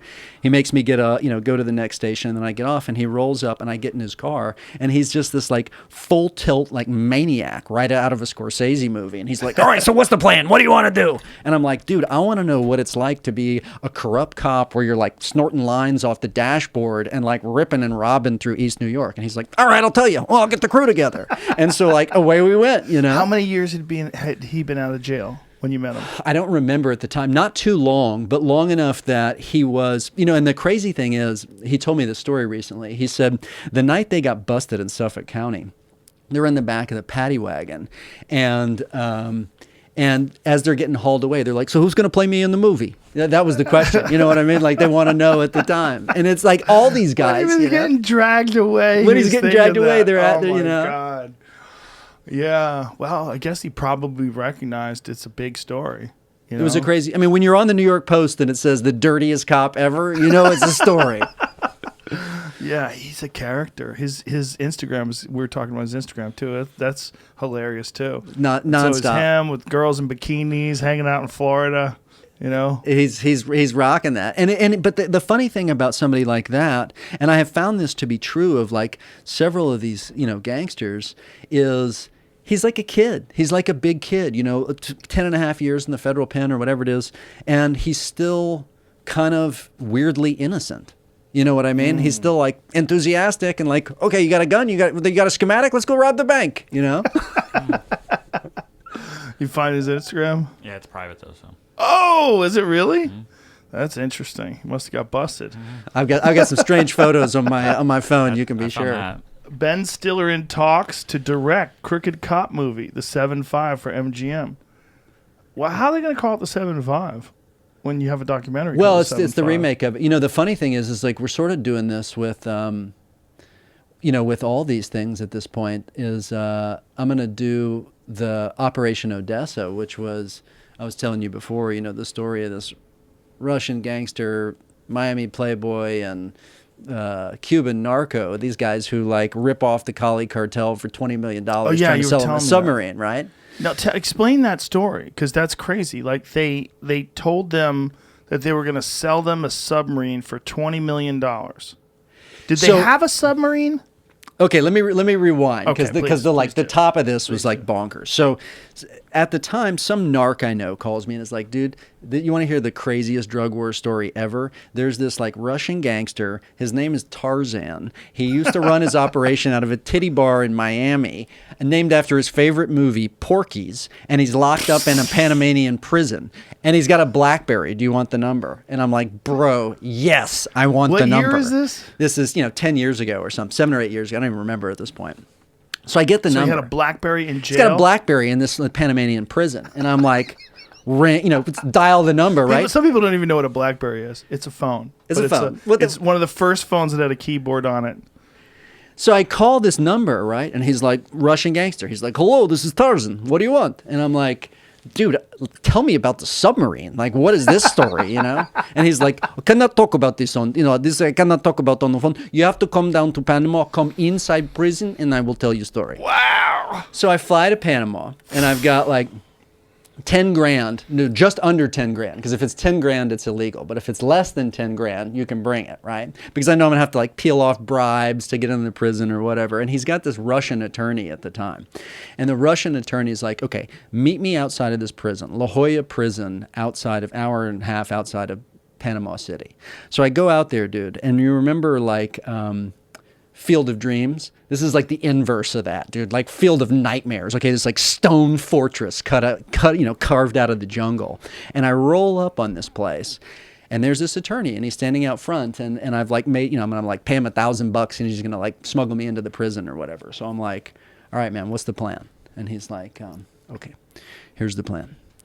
You give me $500. This is American attorney? This is he's Panamanian because he lives in Panama, right? But it speaks Russian and whatever. Right. And he's like, you give me $500. I'm going to give 100 to the guard. The guard's going to open it up, and you just go running across the yard. And when you get to the other side of the lower yard, there's going to be a big steel door, and you push it open, and Tarzan's going to be on the other side. Shut the fuck up. And I'm like, bro, that's the worst fucking plan I've ever heard in my life. And so he's like, you want to see Tarzan, right? You flew all the way to Panama. Because I was like, I knew this was going to be a bonkers caper. Right? Oh, my God. And so I'm sitting there, and here's the crazy thing about this prison. This prison is, it's like Mad Max Beyond Thunderdome. There's like dead dudes in wheelbarrows moving them out, because what happens is the guards go home at 5 p.m., and it's inmate rule at night. So they just like murder each other in chaos and whatever. And I'm like, looking around the like lower yard, and the convicts are out playing soccer or whatever. But I'm like, dude, I've come this far. Like, I want to meet this guy, Tarzan. So you saw them rolling bodies out? Rolling bodies out, and just like it's cordwood and like wheelbarrows, you know? And I'm kind of like, I'm not sure how bright of an idea this is, but I've come this far. So I go to the guard, and I'm like, here's $50, bro. I'll give you the other 50 when I get back out, you know? So this guy opens the gate and pulls it open, and he's like, run like hell, don't look back. When you hit the steel door, push. So my dumb ass goes like sprinting across the like lower yard, you know, convicts, heads whipping at me. I get to the other side. I push the door open, and there's Tarzan. He's like, welcome to Panama. I can't believe you came. You got very stupid, or you got great big balls, you know? Oh my God. And so I meet him, and I'm like, dude, tell me the story. And he's like, I can't tell you the story because when you were sending me emails on the BlackBerry, Russian intelligence intercepted it, and they called the Russian mafia, and they said, if I talk to you, they're going to kill me. And I'm like, bro, I just smuggled myself into a Panamanian prison. Like, you're going to tell me the fucking story. And so we kind of get into it in this prison. Stupidly, I mean, this guy could like squash me like a bug, you know, but I'm like pissed off because I've like come this far or whatever. How are you planning on getting out? Because it's like it's just they're just crooks, you know what I mean? So it's just like you pay people, the guy's gonna But you get have you back money out. on So you. I have some money on me. Some's with the crew. I got the camera crew or whatever there, right? So I'm gonna pay him when I get out. So Tarzan and I get in this like I'm getting pissing anxiety. pissing match argument at the time, and I'm like, bro, here's the deal. I'm flying back to LA. I'm gonna get in my 300 thread count sheets and go to sleep for the night, and your ass is gonna die in this Panamanian prison, and you're a damn fool for not telling me the story because I'm gonna get your thing out. And he's like, tells me to piss off or whatever. Many years go by, but he's sending me. So you leave. So I leave, and he won't That's tell it. me. So years go by, right? And then I'm out promoting the 7.5 when the 7.5 comes out. And I get an email that says, jailbreak, exclamation point, exclamation point, exclamation point. I open the email, and I'm like, what is this? And he's like, I escaped from Panama. I traveled to Cuba, and I catch boat, and now I'm back in Russia. If you will come to Russia and meet me in Moscow, now I will tell you the story. No. So I called my producers from the 7.5, and I'm like, bro, can you get $1 million in a week? Because I got like 5 weeks off. Tarzan's ready to tell the story. He's like, let me make a call. Eli Holtzman makes a phone call, and he calls me back. He's like, all right, dude, I got the money. Dice are hot. Go. So I fly to Moscow with the crew and show up, and he starts telling the story. So what the story is it's the story of 3 best friends. It's him, Tarzan. It's his best friend, Juan Almeida, who's like Miami playboy, car dealer, sells exotic boats, whatever. And a third guy who's this Cuban narco. And what these guys have done is they have sold a submarine to the Cali drug cartel for $20 million. And all gotten busted. So they end up like in federal pens and whatever else. And I'm like, so what is the like true story?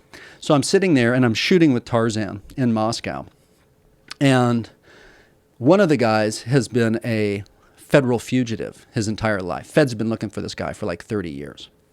That's the Cuban narco. And he's been flying around the world, sending postcards to the U.S. Marshals. Like, ha ha, like, you're never going to catch me, right? And this guy spends $100,000 a month on getting new identities, real documents. That's like operating costs. So he's getting new passports and whatever so he can stay ahead of him. And what he'll do is, as he's traveling around the world, I get on a plane. I sit down next to you. Who are you? You're Joe Rogan. Good to meet you, whatever. And this is pre-internet days. So then he takes his passport. He goes into the bathroom in the thing, changes the name to Joe Rogan, his passport, makes sure that I'm ahead of you when I walk out so that I enter the country. I got on as Tony Yester. When I get out on the other side, I'm Joe Rogan. I'm in the line ahead of you. So I've changed identities on the plane anytime he goes anywhere. And then you get jammed up because they're like, no, dude, Joe Rogan he just entered a few minutes ago. So this guy, nobody could ever find this guy, right? So I keep asking everybody, like, can I find, like, Tony Yester? Will this guy talk to us? And they're like, bro, never in a million years is this guy going to talk to you. So I'm sitting there in Moscow, and I get a text on WhatsApp, and it says, you've talked to the waiters. If you want to know what really happened to the submarine, come talk to the chef. Meet me in Africa tomorrow for a cup of coffee, and I'll tell you the rest of the story. No shit. So I get on the phone. I'm in the like Moscow, Four Seasons or whatever. I call the producers, and I'm like, change of plans. I'm going to Africa. And they're like, are you out of your mind, bro? And I'm like, listen, have 20 grand in cash when I get there, because who knows, like we're going to have to like creep around, pay people off. You know, I don't know what the deal is. Fly to Africa. When I get into Africa, I walk into the lobby of this hotel and I walk in and it's like thick-necked MMA fighter looking dudes, right? Like not business, like, wearing Armani suits and stuff, but these are not like business travelers. You know, this is like a crew. And I'm like, this looks a little gnarly. Walk up into my room and I walk into the hotel room. And as soon as I walk in, the phone rings. I pick it up and a voice says, downstairs, 5 minutes, Porsche Cayenne. And I'm like, holy shit, this is the dude. So I take my location on the iPhone and I share it with, you know, producers, cameraman, or whatever. Like, dude, if I disappear, like, go to where the last place you saw the dot. So I walk downstairs and I go out, up rolls Porsche Cayenne. Here's this international fugitive. Door swings open. I get in the car. This guy goes ripping ass out of there at like 100 miles an hour. And as he's ripping along on the like Autobahn or whatever it is, yanks the e-brake, slams the car over to the side of the road, slaps me on the chest. And he's like, brother, you better be who you say you are, and this better be what you say it is, or we got a problem. And I'm like, it is, I am, it's cool. So I end up spending like a week with this dude. And eventually... But by then, you'd already done the 7.5. I'd done the 7.5. So why doesn't he just Google a picture of your face? Because it's like these guys... It's not like Google. It's like, okay, are you still hustling me for the DEA? Is this like there's a $20 million bounty on this guy or whatever the, you know, there's right, but he had to know what you look like. Right. But the point is, you know, it's like Sean Penn goes to interview El Chapo and El Chapo gets pinched afterwards. So yes. You know what I mean? Right. So it's making sure it's not one of those kind of operations. Yeah. Right. Okay. So I end up spending a week with this dude. And eventually he takes me to this hidden airplane hangar outside of the city. And he opens it up, and inside is a MiG fighter jet with $20 million in cash in the cockpit. And he's like, here's the deal. I'm a pilot. That's my bailout plane, and that's my go bag. You understand how this works? And I'm like, I think so. So he proceeds, and then he takes me into his like G5 or whatever it is, and he proceeds to tell me the story of what really happened with the $20 million in the submarine. Whoa. It was crazy. It was insane. So like making these things can be a caper. So the Russian cat who escapes from Panama. Tarzan. How did he do that? Well, what happened was eventually his lawyers say, okay, we need to get him out for a week because we got to prep his defense or whatever. Well, he goes to get out. And he tells his lawyers, he's like, dude, I'm booking it. I'm making a run for it. So they like cross the border, you know, jump a river into Costa Rica, run through Costa Rica, catch a boat from Costa Rica to Cuba. And when he gets to Cuba, the Cubans repatriate him to Moscow and just hauled ass and ran. And the Panamanian's like, Well, he ain't going back to Panama anytime soon, right? I mean, yeah, well, that's okay. Or maybe he is. Yeah, Jesus Christ. So they tell you the story about selling this. Was there a real sub? There was a real sub. So these guys end up going. So here's the backdrop to this: it's the fall of the Soviet Union. So suddenly everything that once upon a time was owned by the state, like if you're the general and you like work at the airfield or at the place where the tanks are, and suddenly there is no government, like you own those tanks. You own that airfield. Mm-hmm. So basically, suddenly everything was for sale. And these guys were these like rock'em sock'em cowboy dudes that were like flying to Russia in the early days and being like, so is it possible? Like, and they buy, first they buy choppers for the Kali cartel, right? They get like, so it's got a hook on it and it can pick up 5,000 kilos. So they're dropping the dope out to the cigarette boats from the jungle labs. And they do it successfully. Wow. And so eventually the like drug lords come to them and they're like, choppers are great, bro. Like, can we get a submarine? Because, you pack it full of submarine. You think about it, even if the submarine costs $20, $30 million, one trip where it's packed with 5,000 kilos or whatever it is, you paid the whole thing off and made a profit. So these three guys get together and they're like, absolutely. we can get you the submarine. Only like 2 of them are like, you know, really trying to get the submarine done. And they go and they shop, and there's pictures of them in the documentary. Like you'll see them. They're like shopping for a submarine, like you're shopping for shoes at Ross Dress for Less, right? Where does one buy a submarine? From the like, you know, hidden, the Black Sea military fleet. That's or what, it? That's There's the a sub? submarine, right? Imagine getting So that's that Tarzan fucking and thing. right? That's Tarzan on the left? That's Tarzan He on the looks left. like Tarzan.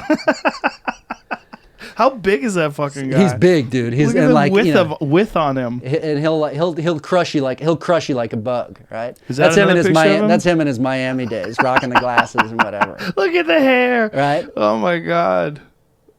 Go back to that other picture. That's Look how the mugshot. wide that fucking dude is.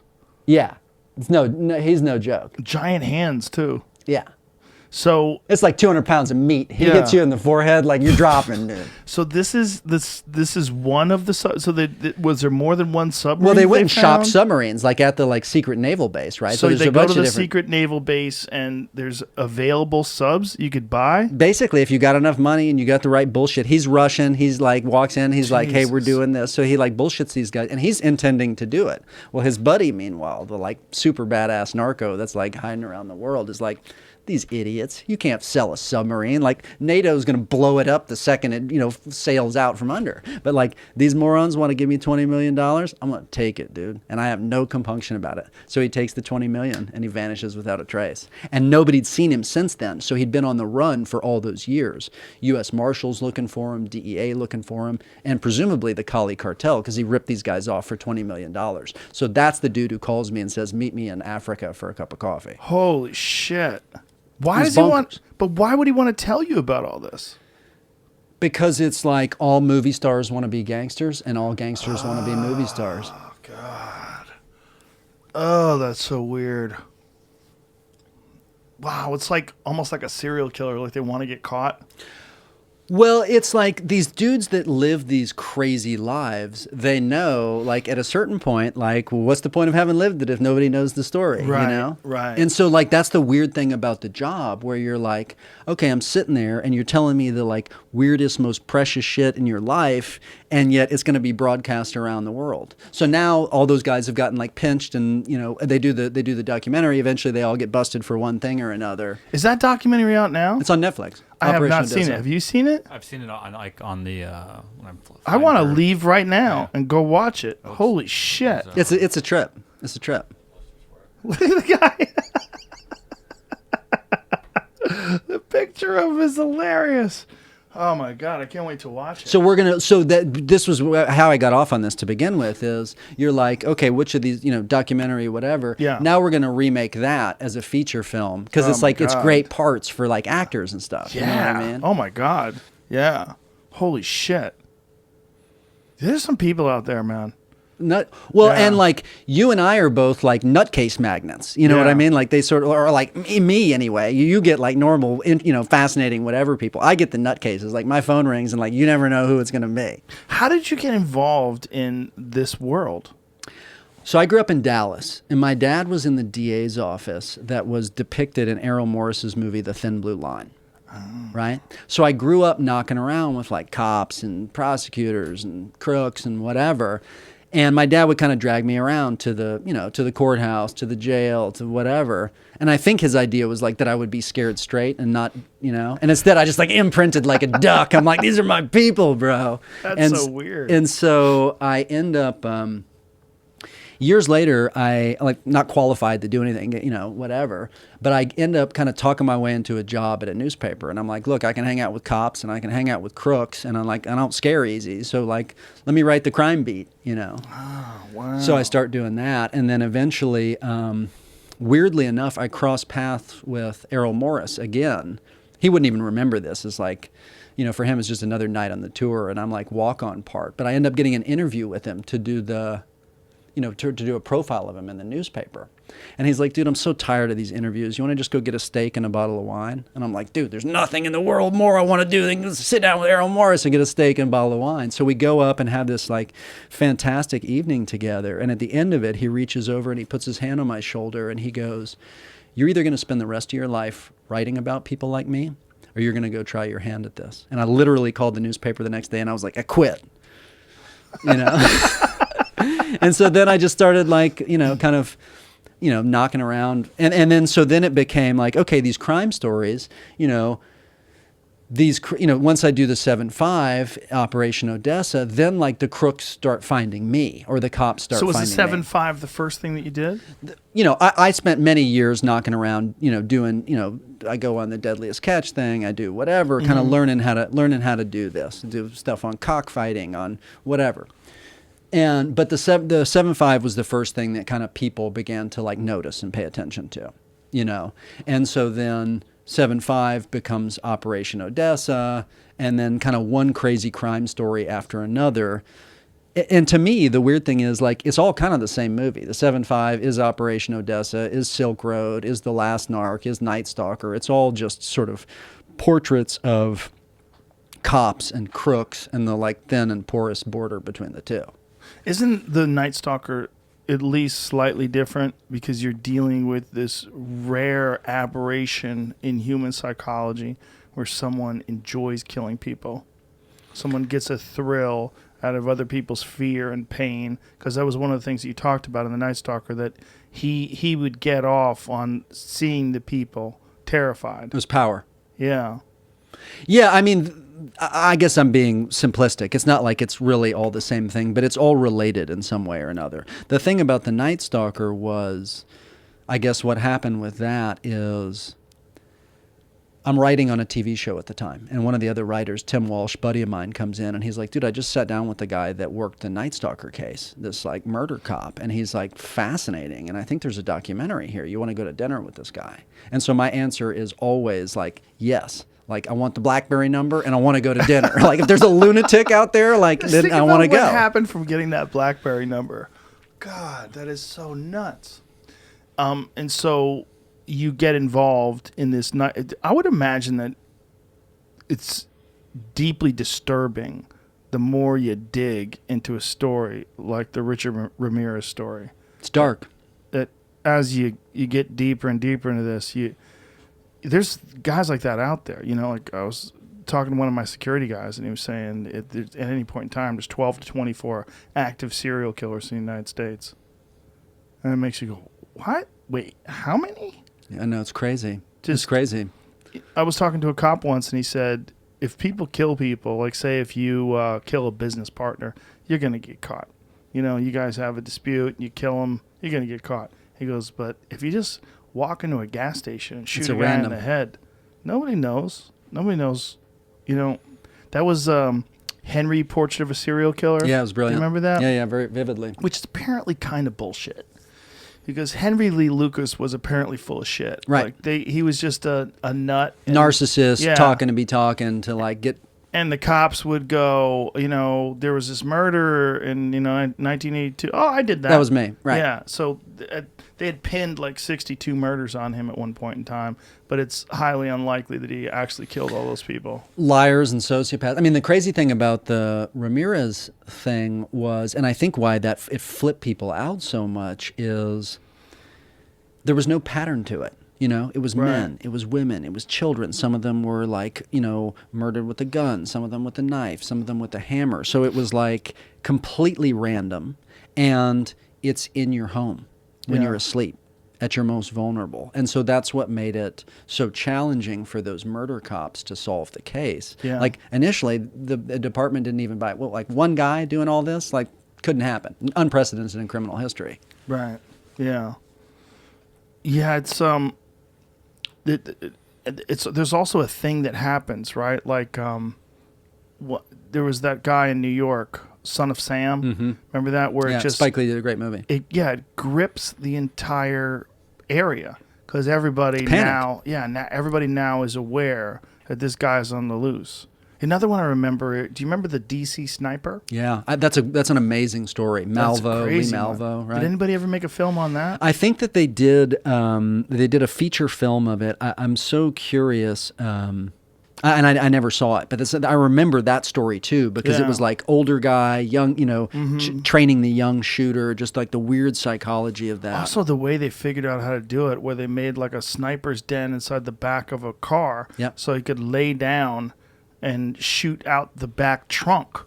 and then just get in the front seat and drive away, and no one would ever suspect. When there was this whole kind of, like, it sounds weird to say, but like Lolita-like element to it, where it's like older dude manipulating younger person, traveling around the country doing it, traveling around DC anyway, doing it. It was just a weird, crazy story. Yeah, it was very crazy. It was also another story where a crime happens, and then a series of crimes happen, and then people are just terrified. Well, part of that is, and that's one of the things that I was trying to explore in The Night Stalker, is there's this weird relationship between the media and the cops, right? And everybody's trying to do their job. Nobody's doing anything wrong. But like from the media's perspective, it's, hey, we have to get the word out. If there's a predator that's out hunting people in the city, then the city has a right to know, and the citizens have a right to know. But from the cops' perspective, it's like, hey, if you're broadcasting key pieces of information, and in the case of The Night Stalker was clocking everything that showed up in the media and was changing his patterns based on that, right? And so once somebody had called 911, he was cutting phone cords. Once they found out that he was wearing his notorious Avia shoe print, and once that was made public, in San Francisco, suddenly he threw the shoes away. And so the one clue that's tying him to all those things. And so there's this weird, unholy connection between cops, media, killer, that everybody's in some way participating in, kind of stepping on each other, trying to do the work. Yeah. The Zodiac Killer was never caught, right? Right, correct. That's a weird one, right? Really weird one. And I love that movie because with that movie, they didn't make it easy and tidy. It kept going. Like, the story never ended. You have the obsessive reporter played by Gyllenhaal, and like they followed the weirdness of that story and didn't try to, it's just brilliantly made. Fincher's a genius. Yeah, I remember that movie now. I was trying to remember how it, what year was the Zodiac Killer? Like, what year did it start? I forget the details of it. 60s and 70s, it says. Late 60s, early 70s. And how many murders were... They think that guy... They had it narrowed down to a few people. And one of them... At least one of them's dead, right? It's just crazy that someone can get away with something like that for a long time. I think it would be much harder now. The technology between phones and street cams and whatever else, it would be much harder to do it, or the methodology would have to be different. Yeah. But it still happens, man. You know? It's such a weird mindset that all of a sudden someone becomes important by killing people. Well, and it's and so that was a big thing for me in doing The Night Stalker. Was that story had this weird aftermath where suddenly when Ramirez is brought into court and paraded in front of the cameras, he becomes like the Jim Morrison of serial killers. Here's this guy in the sunglasses and the long hair and whatever, and he gets all those groupies and kind of... And so very early on with that, I was like, man, I don't want to be glorifying this guy. This is somebody that's out. Not only is he doing these murders, but he's also like kidnapping and abusing children. And people don't know that piece of the story. So like, this isn't about the psychology of Richard Ramirez. This is about, these two cops and the victims and the weird people that have kind of brushes with the beast. And again, some people criticize it, some people don't, because it's like, okay, tell me more about Richard Ramirez. Like, no, man, like you don't like, what's interesting to me is the human story. It's what you said, where it's like, I want to sit across from people and know what makes them tick. What's it like to be a murder cop that long, hot, harrowing summer? What's it like to lose a family member? What's it like to be a kid who's kidnapped by Richard Ramirez and then survive and live your whole life? And so that was, at the end of the day, all you have is, I fly by such lights as they're given me, and so that felt like the right way to tell the story. So do you had a reluctance of diving into the personality of Ramirez, or and somehow I didn't want to glorify him because it's like it's that celebritization culture where suddenly, like, if you're famous and you've got like fans and groupies. Well, I didn't want to fall into that crap with Ramirez because it exists already anyway. And yes, I'm curious, like, what is it that makes somebody like that do what they do? Was he executed?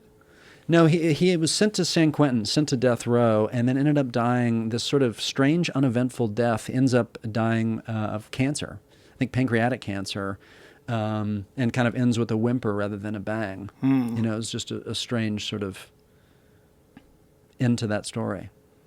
Yeah, one thing, it's like trying to back engineer how a person like that is created. Like how does someone like that?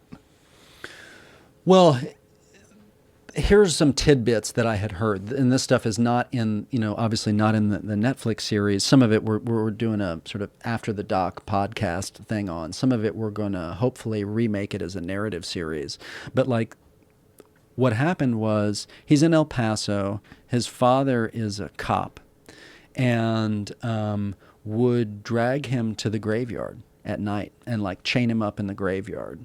And so he was abused and sort of messed with in a fundamental way as a kid. And then he's got supposedly this cousin Mike, who was a Vietnam vet and, participated in, butchery, My Lai style, like massacres and whatever in Vietnam, took photos of it, murders and whatever, and came home and like showed young Richard Ramirez these photos and supposedly trained him on how to, kill in a particular way, combat style training with a knife and whatever else.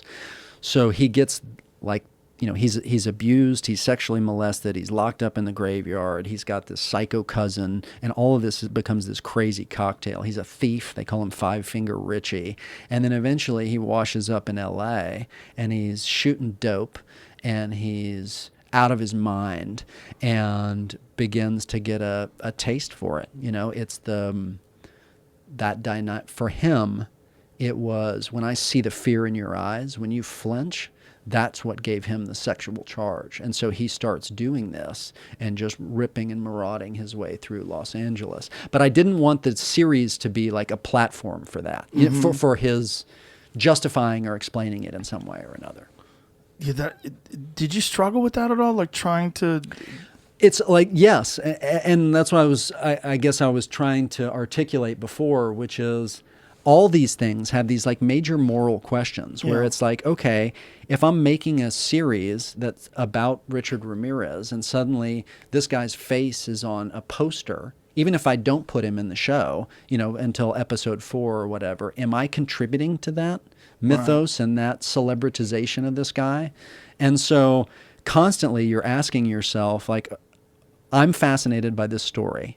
I want to share this story, but I don't want it to be cheap. I don't want it to be exploitative. I don't want it to be thoughtless. I want it to be complicated and nuanced. And so you're as we make them, we're watching, rewatching, changing this. I don't like, this is too gruesome. This is too glorifying. And with the crime scene photos, that was another question where it's like, it's rough to look at those. I mean, I had hundreds, if not thousands, of these crime scene photos of the actual crime scene photographer walking around after these murders, taking pictures of the aftermath of it. And it's really hard to look at. You don't wipe that stuff out of your consciousness once you see it. And so then the question becomes, okay, do you show people this so that they understand this is what it really looks like? And it's horrifying. So there is no glorifying this. This is what a real murder photo looks like. But you don't want that to be cheap and exploitative where you're getting eyeballs just by being gruesome. So there's a ton of moral questions in all of them. So when you prepare for something like this, when you're going to write like an outline, or you're going to sit down and create a series on something that's historical but really disturbing and very fucked up, like, how do you sit alone by yourself and write out your thoughts? Do you how do you decide how you're going to lay something like this out? And do you have a vision? And ultimately, did the vision morph over time, or did you kind of create what you set out to create? Great question. It's like a little spark at the beginning where I don't know, I'm not sure why I'm fascinated, but for some reason I'm fascinated with Ross Ulbricht, or for some the murder cop in the The Night Stalker, or for some reason I'm fascinated with Michael Dowd. And I don't know where the story's going to go, but I know something in me wants to dig in deeper. So some amount of time is just kind of sitting by yourself and kind of getting right with, okay, what do I want to say? Why does this matter? How do I do it? And then I have a wonderful group of people that I work with year in, year out, all the time, have on all these films for many years. And I'm a believer in surround yourself with people that are smarter than you and better than you at what they do, and talk it through, pitch it out, say, this is what I'm thinking. What about this? Poke holes in it, make it better. And so then that happens. And then at a certain point, it's kind of like, now everybody go away again and like, let me think, like, okay, what was that little spark that started this? How do I stay true to that? And then always the story ends up taking a turn at some point. Like if you end up in a straight line from where you started, then I think you didn't learn anything. And the whole point I'm doing it is so that I will learn something along the way. So when there's some weird left field thing and I'm like, okay, I don't know why, but I have to go there, I always trust that instinct to go there, and take the story wherever it takes me. Was there any dispute, like amongst the people that you that are your confidants, the people that you do work with, about how to handle this, or there's always what to dispute, cover? And there's dispute in a couple of ways. Basically, if you ask 5 people to tell the story of what happened, at a dinner, all 5 people are going to tell you a completely different version of what happened. And so there's that layer of dispute because it never lines up. There's always discrepancies and there's always conflict. So at a certain point, then you're making decision. Okay, which version of this story am I going to tell? Joe tells the top half of what it was like when we met at this podcast. At a certain point, I tell my experience of it. And then there's the symphony of collaborators that are around you. And somebody's like, man, that's cheap and grotesque. I don't know, you're going too far with those murder photos. Somebody else is like, if you don't show those murder photos, then people can glorify this guy and think that it's exactly sticking people's nose in the horror of it that show you, that make it repugnant. So then it's like you're hearing all these conflicting, contrasting points of view. And weird story. I was knocking around with Gary Busey once upon a time, who's a stone lunatic, but also became a stone lunatic. Became a stone lunatic. Yeah, after the motorcycle accident. That's a whole like fascinating story in its own right.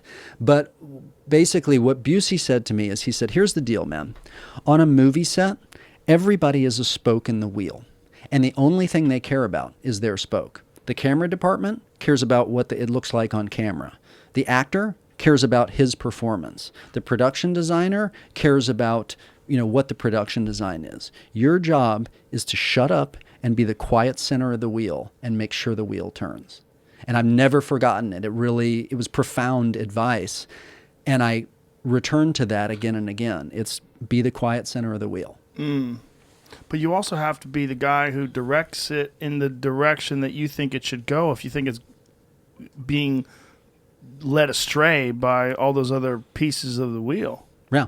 Sometimes you push it, and sometimes you have to yell, sometimes you have to cajole, sometimes you have to beg, sometimes you have to lie and hustle. But at the end of the day, there's always a point where you have to just be quiet, and it will tell you what it wants to be. If you'll sit there with it and be quiet, it'll tell you what it wants to be. It's one of the things about what you do that's very fortunate is there's a never-ending supply of fucked up stories. There really is. Like, you could just keep going. You could get into Griselda Blanco. You could get into there's a 100 different versions of every single topic, whether it's serial killer, bad cop, drug dealer, smuggler. And those stories now increasingly find me. I got a call a couple weeks ago. Snoop called me, and he's like, the Snoop, like the Snoop Dogg, right? The Snoop. It's like super weird and surreal call out of nowhere. Out of nowhere. Do you know each other? Don't know him. So how did you know it was really Snoop? His producing partner calls and is like, okay. Listen, man, like Snoop is a fan. And I'm like, say that again? What? And she's like, Snoop wants you to get on the phone with him. And I'm like, I'd love to, So Phone rings one day, and it's Snoop, and he's like, yo, man, I seen that Night Stalker, and it scared the motherfucking shit out of me. And I said, whoever made that, they need to be in charge of my visuals. So what you got for me, Till? And I was like, you know what? Charge your visuals. Be in charge. And I thought, like, amazing call to get. And like, yes, Snoop, I don't know what the project is, but like 100%, I am there, and I want to tell your story. Because I could tell artist to artist that he was there ready to, like, he's like, I want to do the very best work of my life right now, and I want to tell my story in a profound big way on a big canvas. The and I was story like, of him in his rap career, making it. and I don't know, we'll see where it goes, but it was instantaneously and categorically like, do I want the BlackBerry number? Do I want to be in with Snoop? Like, yes, I do. 100%. You know, his story's nuts. Up to the murder trial and, you know, everything. Death Row Records, everything. it's an incredible story, which also, again, each of these stories in some way or another is like, it's a history of America told through a couple of people's voices and experience. So I don't know what exactly that's going to be, but I know, like, yes, Snoop, I'm in, man. There's a story that happened yesterday or the day before of him. He was playing a video game, and apparently he got pissed off and stormed out of the video game, like streaming it online, and kept the stream running for 7.5 hours before he realized that the stream was still running. Still running? He Awesome. just rage quit, you know. People rage quit. Yes, they Video do. games will fuck with your head. Snoop Dogg left Twitch live streaming for 7 hours after he rage quit Madden. Awesome. And I think this title of his stream was something about chilling. Yeah. Oh, there's a video of it?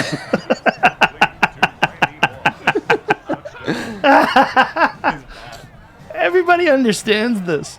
You play video It's universal, games, dude. and It's shit goes universal. south. Everybody understands this. Look at him. Furious. Fuck this shit. Came in this fucking room and everything went fucking bad. Fuck this shit, man.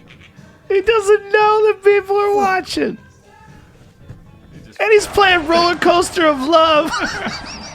Listen to the I music cannot he's wait to playing. work with this guy, dude. Like, I don't know where it goes, but like, I am so in, man. I'm so fascinated to find He's a national out. treasure. He is a national treasure. And it's going That to be is funny hilarious. because he's hilarious, you know? My friend Chris McGuire was working with him when he did that show with Martha Stewart, which is a genius show. Amazing. Like How about him- remixing that, I you mean, know? him and Martha Stewart together, and it worked. Yeah. It so worked. Yeah. The two of them together was hilarious. It's such a great idea. And they're pals, like, to this day, right? Yes, they're homies, yeah. It's great. He's good friends with my friend Tony Hinchcliffe, too. Tony worked with him on his roast. And, you know, it's like he gets these calls every now and then from Snoop. Like, every now and then he gets a phone call from Snoop. So I'm just like, I'm so curious to like, and that's a great one where it's like, man, I have no idea where the project will go. Yeah. But like, man, let's take Snoop to Broadway. You know He's what I doing mean? that thing with Bert now, right? Yeah, they're on that show. I was gonna say Bert's friend with them too, in the big show or something. Go Big Yeah, Show. I couldn't answer the phone once, but I was in the middle of hanging out with my kid, and I got a FaceTime call from Bert, and I was like, I can't answer this right now. And it turned out it was Bert with Snoop, and I'm like, shit! Yeah, they're on the show. Yeah. What is this It's like- called? it's a Go talent Big? show. Yeah. Oh, it's a talent show. Mm-hmm. There you go. Well, there you go. Yeah, he's a national treasure. Just so stories just kind of find their way to you now, like post 7-5. Pretty much, you know, whether it's Serpico or whether it's Snoop or, you know, I got this call one time, and this unfortunately it couldn't happen, but I get this call one time from this guy called Chaz Williams, and he's like, man, I'm the greatest bank robber in American history. And like, you're the only guy that can tell my story. And I'm like, let's go to lunch. So we go to the like Soho House in Malibu or whatever. And I said, so what's your story, man? And he's like, let me tell you something. Jesse James robbed 12 banks, and 3 of them were trains. And he goes through the history of like famous bank robbers we know.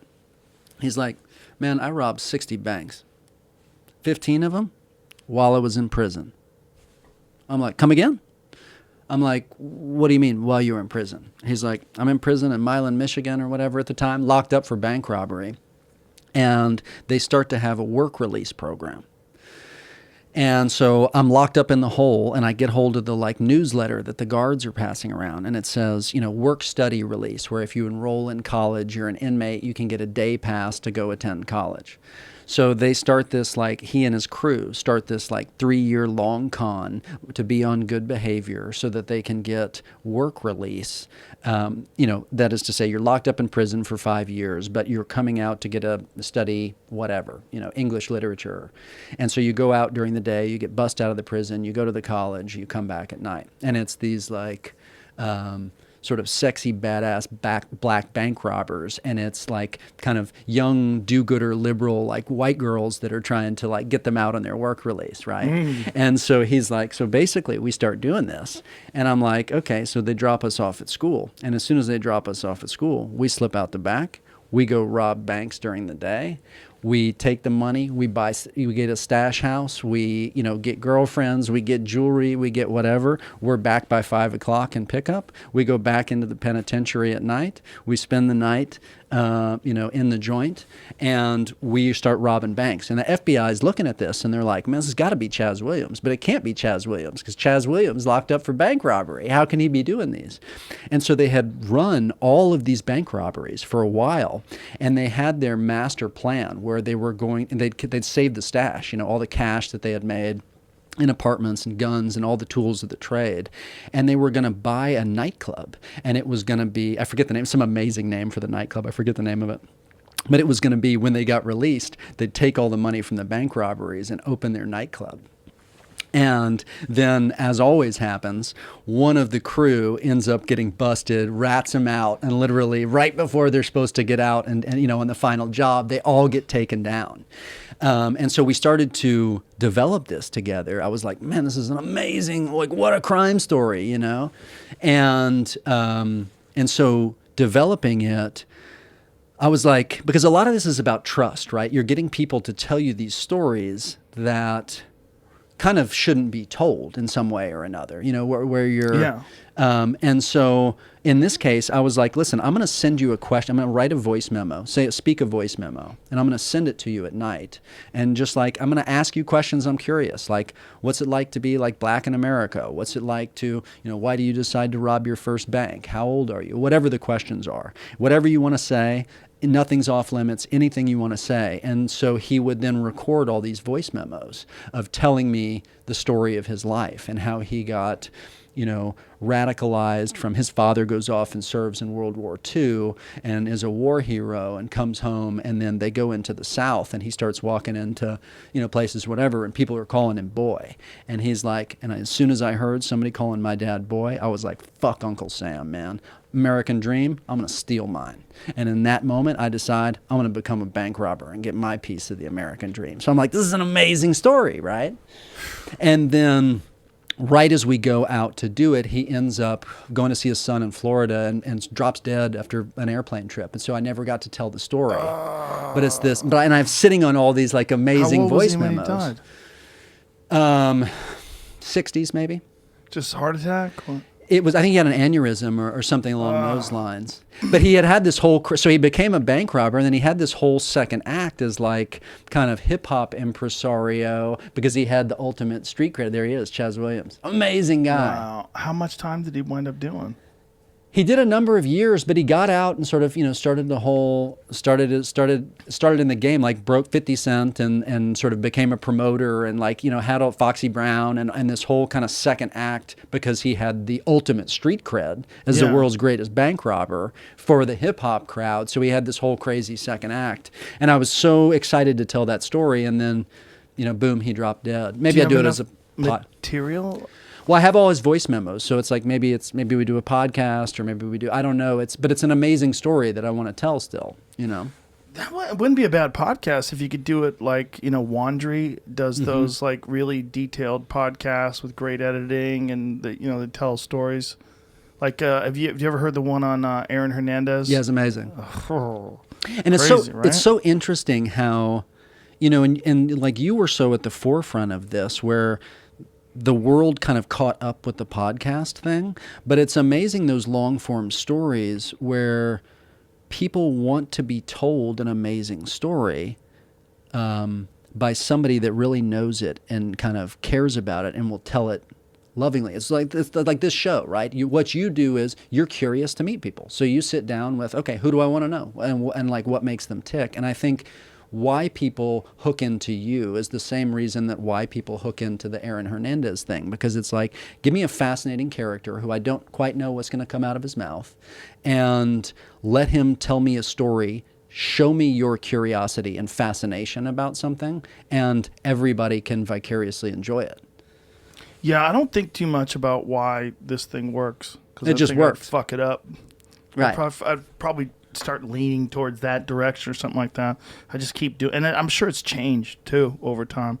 But what I do is so different than what like the Aaron Hernandez thing is, or another one is great, The Dropout. That's the one on the lady Elizabeth Holmes from Theranos. That's a fascinating one. Amazing story. Because it's like, that's a different company that produced that, I believe.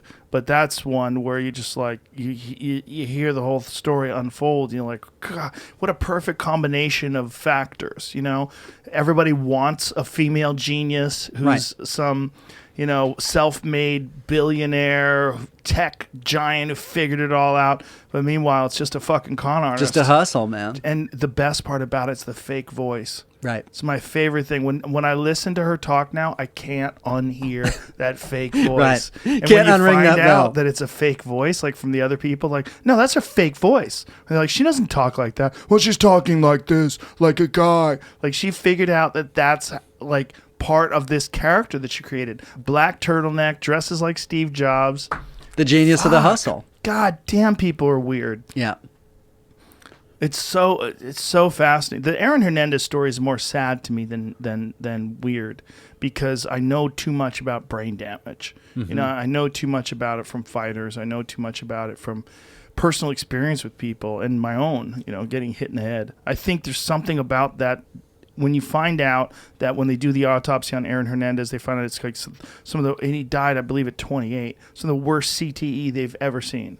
Like the guy in his 20s. Yeah. You know, and you realize Trauma. like, Blunt force trauma. 100%. Right? And this is probably what's responsible for a lot of his behavior, and also abuse, and also, you know, a lot of other shit that factors in there. But, you know, the football players, fighters, boxers, anybody, soldiers, people who've experienced, you know, massive impacts and shocks, and what that does to the mind is just irreparable, or at least, if not irreparable, like some serious fucking damage that needs real care and understanding and, you know, cutting edge medical assistance to try to help with.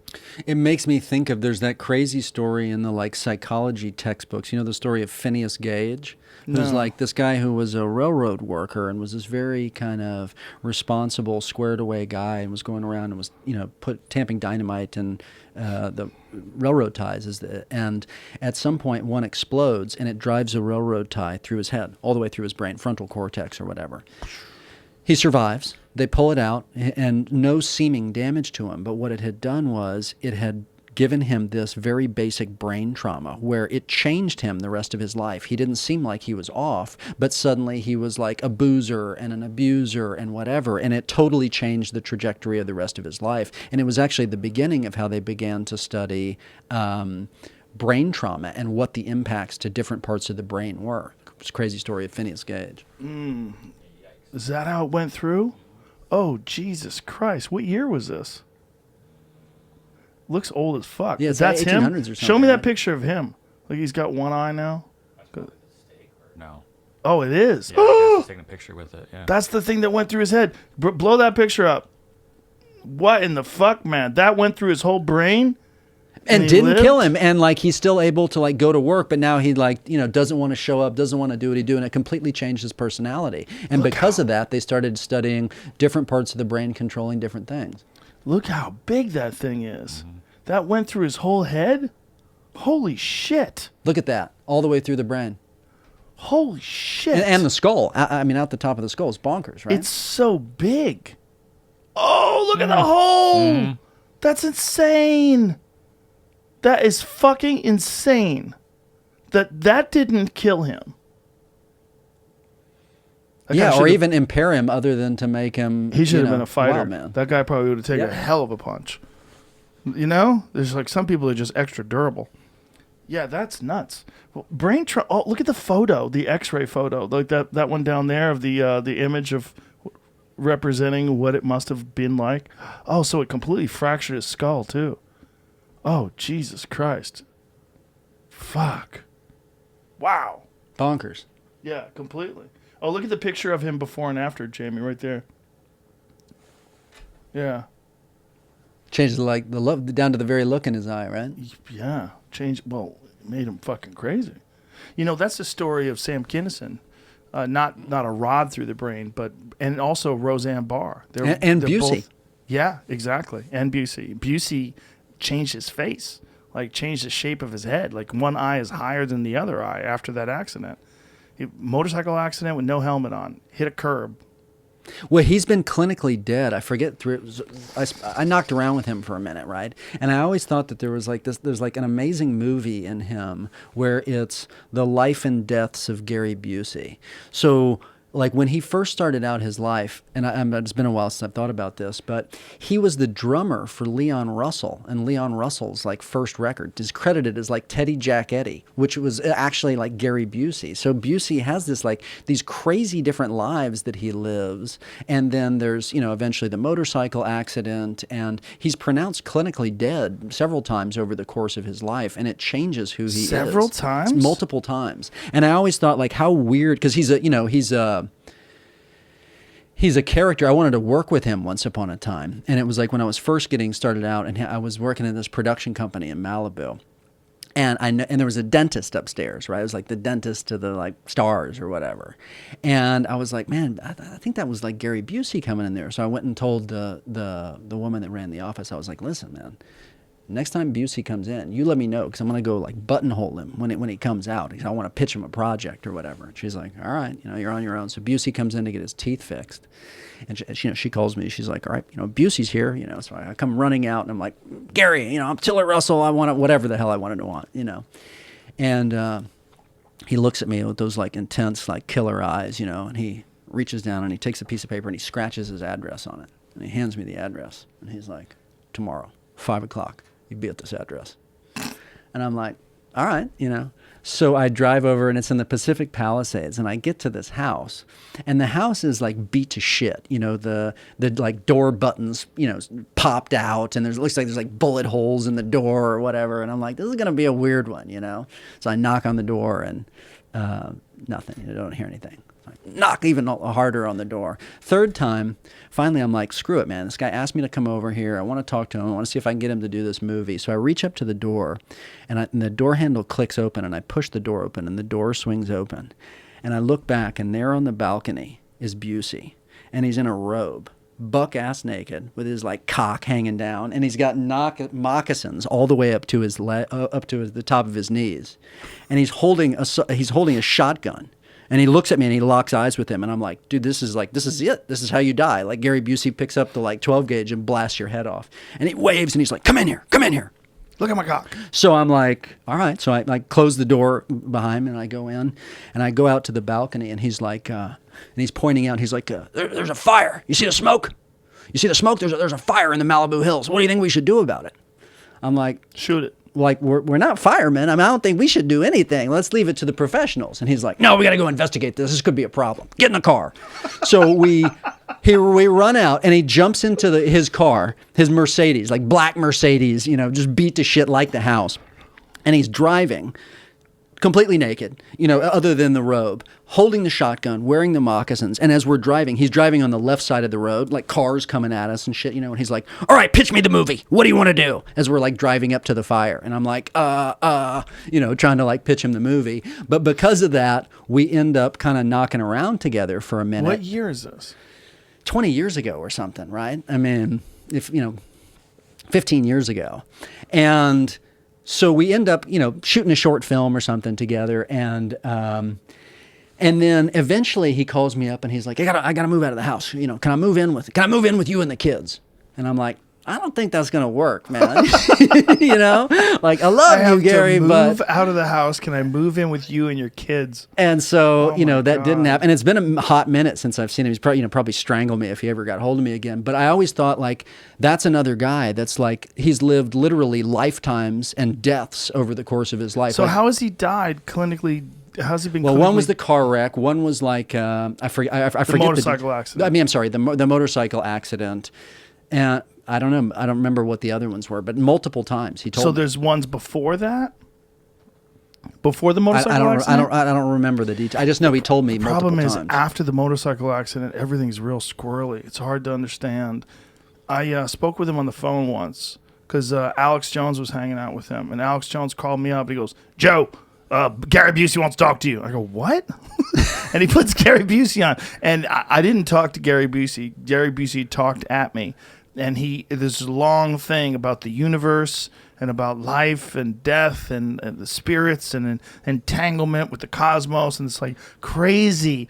He's on a trip. Run-on sentence.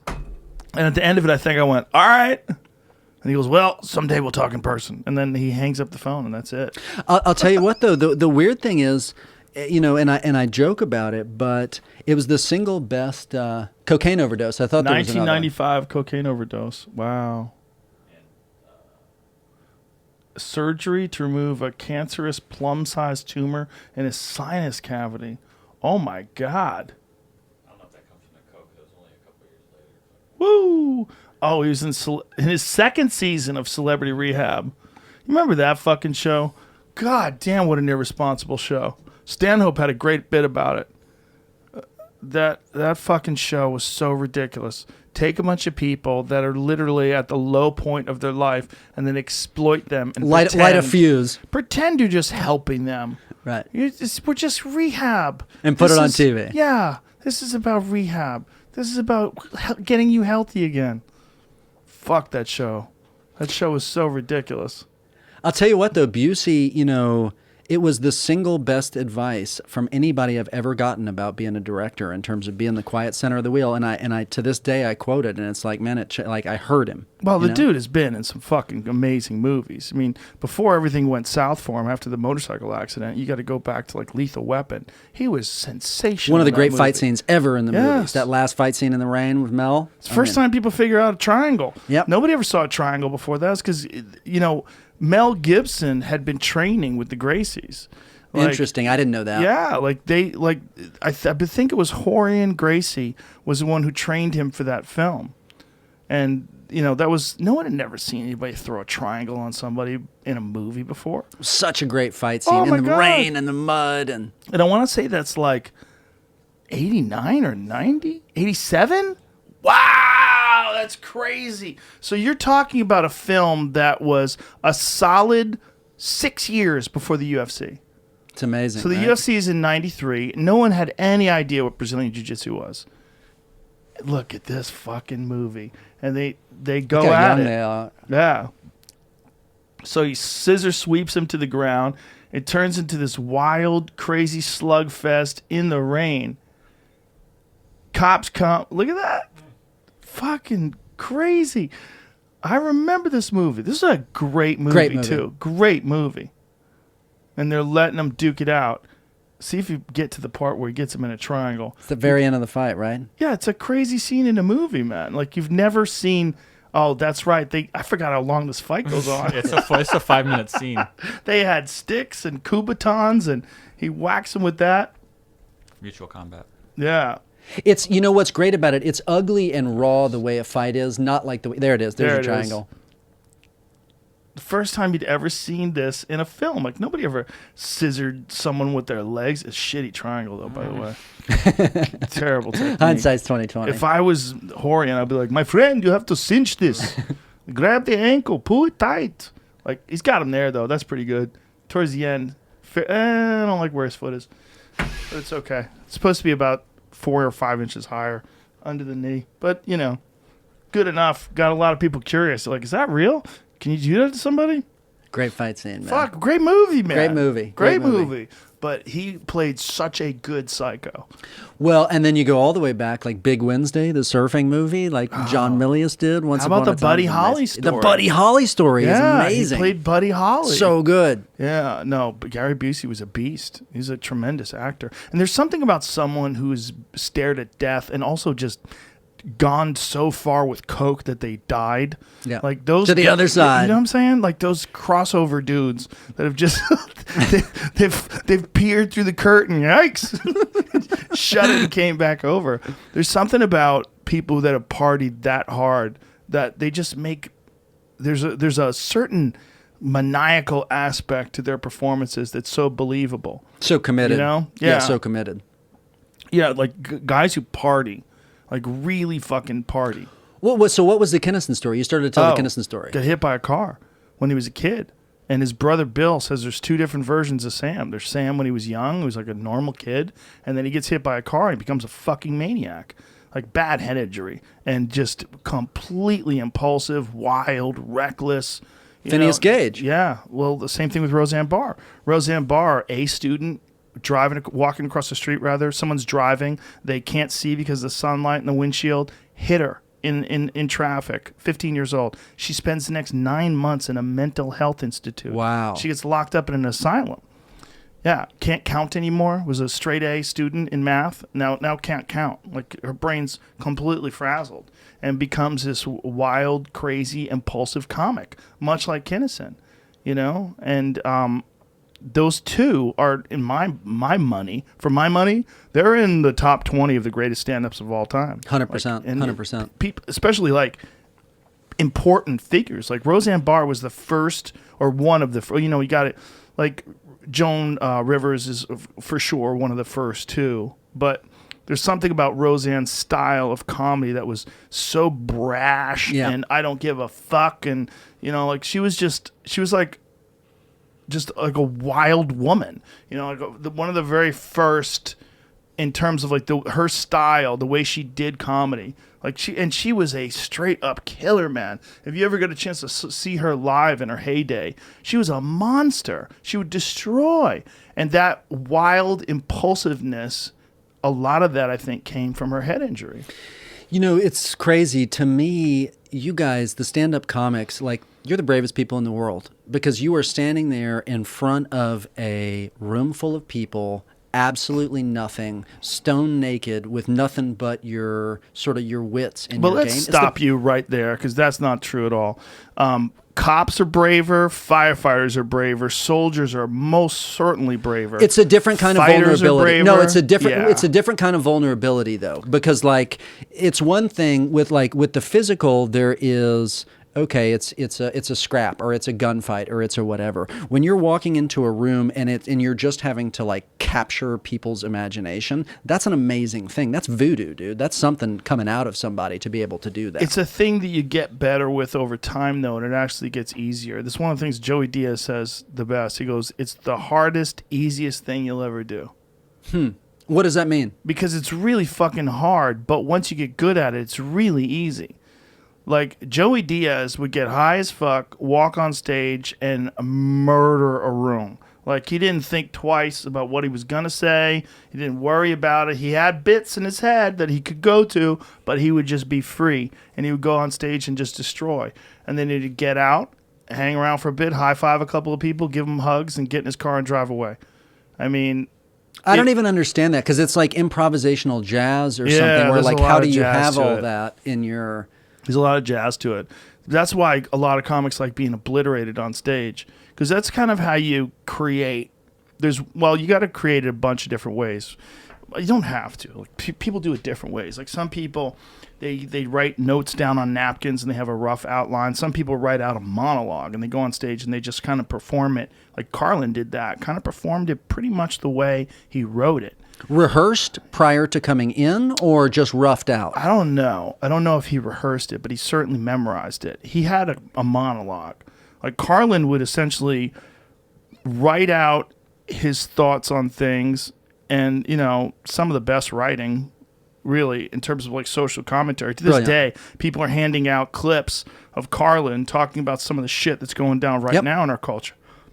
But he had his way of doing it. And then, there's some guys that just write completely on stage. They just have ideas and they go and flush them out on stage, and then they keep going up. They go up in different clubs and they flush it out further, and they don't write anything down. They do it sort of like Jay-Z does rap. Jay-Z doesn't write any of his lyrics down. He just memorizes them. He makes them up, memorizes them, and just keeps doing it until he gets it down, but everything's in his head. And then there's guys like Nas, who you read his rap, and it's clear this guy's writing this stuff. Right. It's so well crafted, and the words go together so well. The idea that this guy could just improvise this is kind of preposterous. Everybody has a different way of doing it, but how often are when you're going in unrehearsed improvisational like that, is it a bust? Do you not connect? Do you lose your way? All the time. Yeah, if you want to improvise, you have to. I think what most of us do is you improvise as like a hammock in between two poles. So you have a pole, like the pole's like a foundation pole. You have a bit that works. This is rock solid. So you can come back to it. So you do this, bang, bang, bang. You get the audience confidence, and then you try some new shit on them. You give it a shot. And maybe it's a dip, and maybe it's solid. You never know. There's been moments where I've created bits for whatever reason just work right out of the gate, and then there's other ones where you're like, God, I should abandon this, but you don't want to. You're like, God, I know there's some way to do this idea. I have this idea that I think is viable. I just don't know exactly how to do it. And then you'll experiment and you'll twist and you'll turn, and sometimes you start it backwards. You work backwards from the punchline and you try to figure out a way to make it work.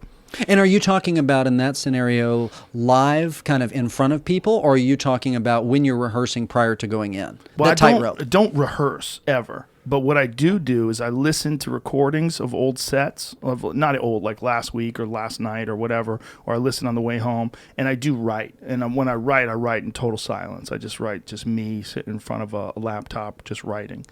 And then I have other ideas that I don't even have written down. I just have a thought, and it popped into my head. I remember when Harvey Weinstein first got busted, I remember right away thinking that this is so fucked up, especially because I have daughters, and if I ever found out that some fucking guy offered my daughter sex, some disgusting guy like Harvey Weinstein offered my daughter's sex for a role, I would want to fuck him up. But if Harvina Weinstein came to my son with a solid contract, I'd be like, dude, you're gonna be Batman. I went on stage with that idea, and I just ran with it. I went on stage literally the day he got arrested, or the day the story broke and he was in trouble. Whatever the fuck happened to him, I don't remember how it all went down. But that day, I went on stage with it, thinking about it. It's so ballsy, though, man. To me, it's just like you're walking a tightrope in front of like a room full of people with a notion and a hunch. But that one I knew. There's Right. sometimes you write some shit down. It's like, and you're that's gonna pop. That one, I'm like, dude, you're gonna be Batman. I'm like, that's. And it was literally the day of, so everybody knew. And I opened with it. I walked on stage. That was the first thing I said. So how much in stand-up do you have to be kind of tuned up? Like, is it something where doing it all the time keeps you polished to go out there? Yeah, 100%? Yeah, I'm totally out of shape now. I have to get myself in shape when I do shows. Like I was doing these shows with Dave Chappelle. We were doing these. We were doing a Stubbs barbecue as an amphitheater, and we were doing a residency in town. And what we did was COVID test the entire crowd, and then we go out. But what I had to do for that is very different than any other show. So what I had to do for that is I would sit for hours and go over my material, and then I would listen to recordings. And so I'd listen to recordings of sets. So I have on my phone hundreds and hundreds of sets, because that's kind of how I review stuff. Like there's like many different That's your rewrite steps. Process. Yeah, sort of. 100%. And also, it's one of the best ways to add on to bits, because as you're listening to a bit, when you don't have to say it and you're not writing it, as you're listening to it being performed in front of an audience, new ideas will pop in your head. Like, oh, but what about I could say this, or maybe I could take it that way. It's like the amount of there's no substitute for actually performing, for doing sets. But I think listening to a set is worth about 40% of doing a set. Interesting. Not 100%, but 40%. So you got to listen to like a bunch of sets, and then you can kind of get yourself back into where you are. And then writing out the material is good for about 10%. So like there's a whole series of things that I do, and I started doing that before shows, especially when I started doing arenas. Like I started doing arenas, like you're doing like 15,000 people, 20,000 people. It's weird. That's crazy, nuts. dude. That's unfathomable to So me. that I started writing bits out. I would literally like write bits out for hours. So I'd get in my hotel room and I'd write the bits out.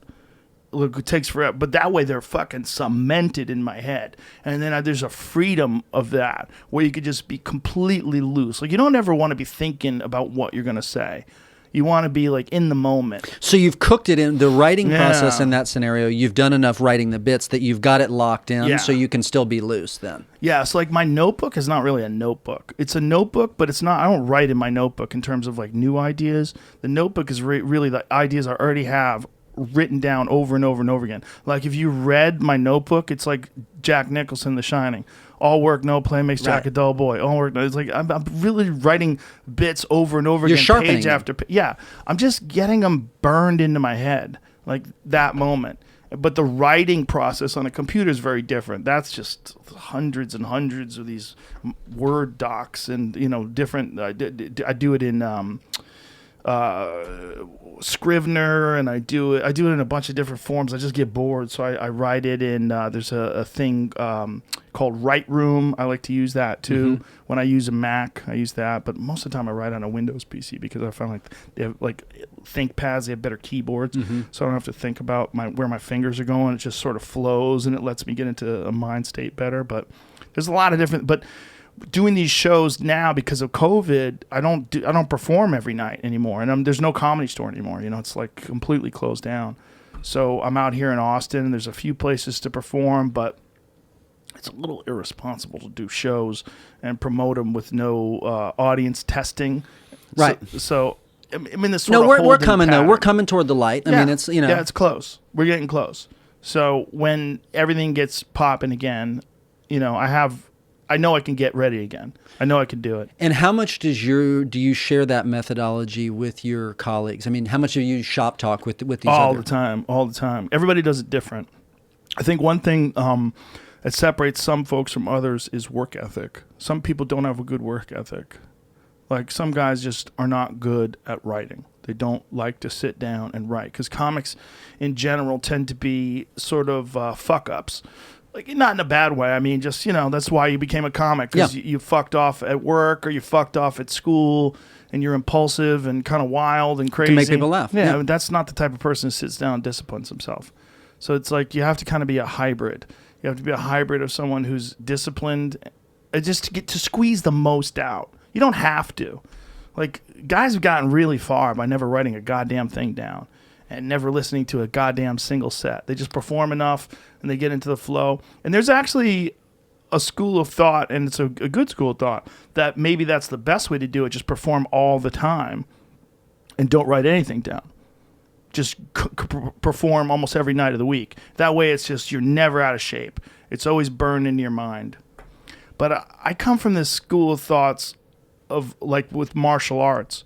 Martial arts, you can, like with jiu-jitsu. Jiu-jitsu is a good example. You learn techniques and then you go apply them when you spar. But if you drill, you get way better, meaning you practice scenarios over and over again. Like if we were drilling an arm bar, I would put you in my guard, I would grab the back of your head, I would pinch down your forearm, shift my hips, catch the arm bar, and you would tap, and then I would do it over and over and over and over again. And then you would do it to me over and over and over and over again. And then I'd do it to you. Oh, and it's fucking boring. But it People don't makes like it to do instinctual and reflexive. It makes all the difference in the world. The biggest jump that I ever made in my jiu-jitsu was drilling.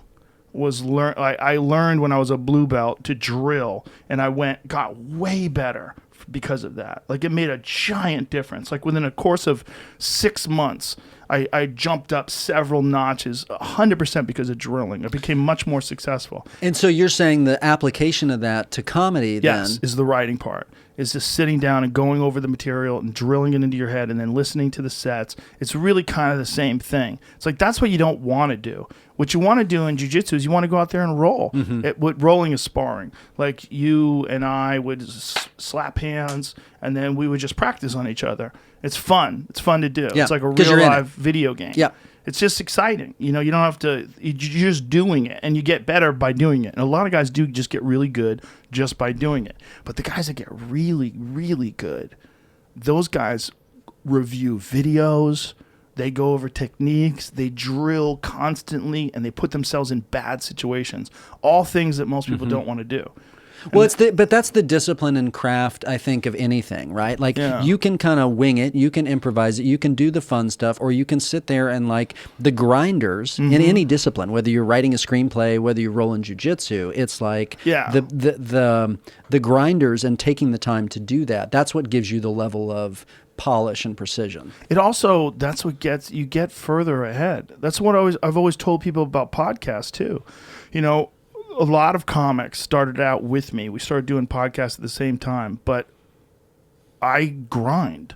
Like, I do a lot of them. And they're like, why do you do a lot of them? I go, first of all, because there's a lot of cool people to talk to. And second of all, because that's how you get people addicted. Right. You don't get people addicted with one a month. Right. You got to get drop people- them all the time. Yeah, you drop 4 a week. And they're like, 4? Fuck that. That's like a job. But I'm like, yeah, it's a job. You got to work. Like, you have to. I like working. So I I have a question for you. Somebody somebody had told me that you, or maybe it was on one of your shows, that you've kind of set up your life that many of the distractions are out of the way, so that you can just come in and do this or do the comedy, or, you know, so that it's you have total focus and your time is not spent chasing bullshit. Is that true? I mean, how much have you got your operation dialed at this point so that you're just doing what you do all the time? Well, I have modes, right? So, like, I have workout mode. And workout mode, you know, I might look at my phone if I'm lifting weights. Because if I'm lifting weights, I take a lot of time in between sets, right? But, like, say if I'm hitting the bag, or if I'm doing jiu-jitsu or doing some endurance-based thing, I just do it. That's mode. Well, if I'm doing yoga, right? That's yoga mode. I just do that. That's it. And so when- it's one when thing at done, a time, fully focused is what you're 100%. saying. And when it's done, it's done. Yeah, but then I can go, like, if I'm doing stand-up, when I work on stand-up, if I'm working on writing, or if I'm working on, when you're doing stand-up on stage, it's the ultimate, right? Because you can't think of anything else. You're not multitasking. You're just doing stand-up. And so the same is true with jiu-jitsu. If you're sparring in jiu-jitsu and you're thinking about other things, you're going to get strangled. Like, you have to be completely focused on what you're doing. And that's how I like to, if I'm doing a podcast, my phone goes on silent. I push it. I see people doing podcasts and they're checking their phone while they're doing a podcast. I'm like, what the fuck are you doing? Yeah, you're not locked in. Like, what are you doing? Don't do that. Like, and I've been guilty of that over the years. I stopped a long time ago looking at my phone during shows, but you lose something, you know, you lose something if you're not paying attention to what you're doing. You lose focus. Well, also, we live in a culture where everybody's multitasking all the time, and you're very rarely locked in, right? It's like, okay, I'm rolling calls while I'm driving, or I'm doing whatever. And I think that to do anything well, it does take, like, the world drops away, man. Yeah. Like, when I'm sitting there, like, writing a screenplay, or when I'm making a documentary, it's like everything disappears, and you are in the tunnel. It's the only way to do it well, because all this stuff is hard. Yeah. And I think, especially when you're doing a podcast, if you're not locked in, people can tell. It's drifty. Yeah. Well, they also can tell that you're, like, they're listening to the tennis match. They're listening to the boop, boop, boop, boop, boop, boop, boop, boop. They're listening to the feet. They're listening to the wrestling match. They're listening to the conversation. If it's not, if I'm not paying attention to you, if I'm just talking, like, that becomes evident. If you're not listening to me, it becomes, but when there's a dance, there's a nice dance that's when it's enjoyable, and it's difficult to achieve. And you don't always achieve that dance with everybody. Sometimes it's like you dance and then I dance. And some people, that's just how you converse with them. And then you have to it makes it more awkward because you're starting and restarting. That's the real problem with Zoom calls. That's why I stopped doing these Zoom videos. They're just too weird. Yeah. Because you can't get a rhythm. Yeah, the person's not there. But sometimes you can with someone that you know really well. And you're doing this, like I did one recently with my friend Ari. And I've known him forever. We're so close. It's easy. I can talk to him. We just know each other. It's easy to do. But for most of the time, they're like, you talk, I talk. You talk, I talk. It's just, it doesn't feel good. It doesn't, like, even when I watch them, unless the person is talking about something really riveting, where all I'm trying to do is just get questions, throw them the questions, and then listening to their response, and but it's a very different kind of a conversation. What you just made me think of is I saw an interview, I think, with Errol Morris about how he makes those documentaries, and he said, my job is I'm a conversationalist. It's not just me asking a question, you answering it. It's like I'm locked in a dialogue, and that's where the interesting thing happens. Is when it's a tennis match, you're hitting the ball back and forth, which I thought was interesting. Yeah, for sure. Like, people call a podcast an interview. Like, I don't really interview people. I have interviewed people. There have been some people that I interviewed, but most of the time I'm talking to people. I just record it, and I have obligations in terms of, like, there's some information that I think I should probably cover and some things I should probably try to get them to talk about. Like, there's subjects that I think if I could get to that point, it would be cool because, like, I think that's a pretty interesting topic. But for the most part, it's just you let it play out. And it's one of those things, if you've been doing it long enough, you kind of get a sense while you're doing it of whether or not this is interesting or whether or not you're overbearing. And it's taught me a lot about communication. It's taught me a lot about how to hold a conversation, and when you're being overbearing and when you're talking over people and how often people do that. How did you lock into the format that this has become? And at what point, how much of it is deliberate and how much of it is you intuiting it and improvising and feeling your way? Most of it is intuiting. That's a good word. Intuiting? Is that how you say it? Yeah. Most of it is intuition. And most of it is just learned lessons over time. But it's also, I've listened to some podcasts that I did in the past and I didn't like things. Just like listening to a set and you don't like certain aspects of it. So you learn how to not do it Refine the wrong it and way. retool it. Yeah. There's a skill to it. It's also conversations. They're not just the information that's being relayed. It's the sound. It's the way people talk. It's the pace. It's the rhythm. There's a thing going on. It's, like stand-up comedy is not just the writing. It's also the way you deliver it.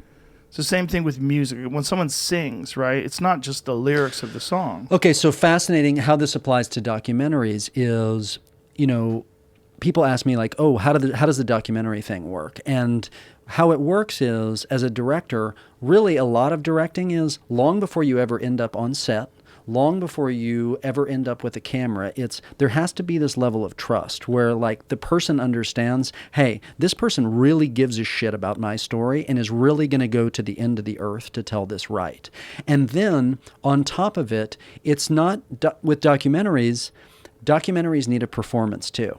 It's not just like, here's the facts of the story. It's, you got to horse whisper people into, like, okay, I'm ready. I mean, when I'm sitting there with Tarzan in Moscow, he's like, I'm not ready to be telling this story right now. We're needing to be drinking a little bit of vodka. I'm maybe needing blowjob right now. You know what I mean? Or whatever. And so you recognize, okay, now's not the time to roll because I can't force this. It's maneuver this such that by the time you are ready, you're ready to pop and you're ready to tell these stories that you've been holding on to most of your life that maybe you should or maybe you shouldn't tell. But there's a real art to getting that person to the place where they're ready to sort of crack open and reveal what's in the middle.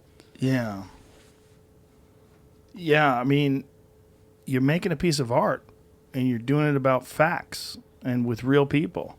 And you're that's why, is there what's more satisfying to you, doing like the 7.5 or doing something like Silk Road where it's fiction. I always want to do both because, and I've always thought about it that way, which is when I'm knocking around as a crime reporter in Berkeley or Oakland once upon a time, what I'm thinking is I'm actually like, yeah, I'm writing stories, I'm getting a job, I'm getting a paycheck, but really I'm gathering material. I'm listening to the way like cops talk in the precinct and what the rhythm is and what the bullshit and where the hustle is, or what it's like when somebody's in jail and what the noises are, so that as I sit down as a writer, I'm drawing on real authentic stuff. So they like completely cross-pollinate with one another, you know?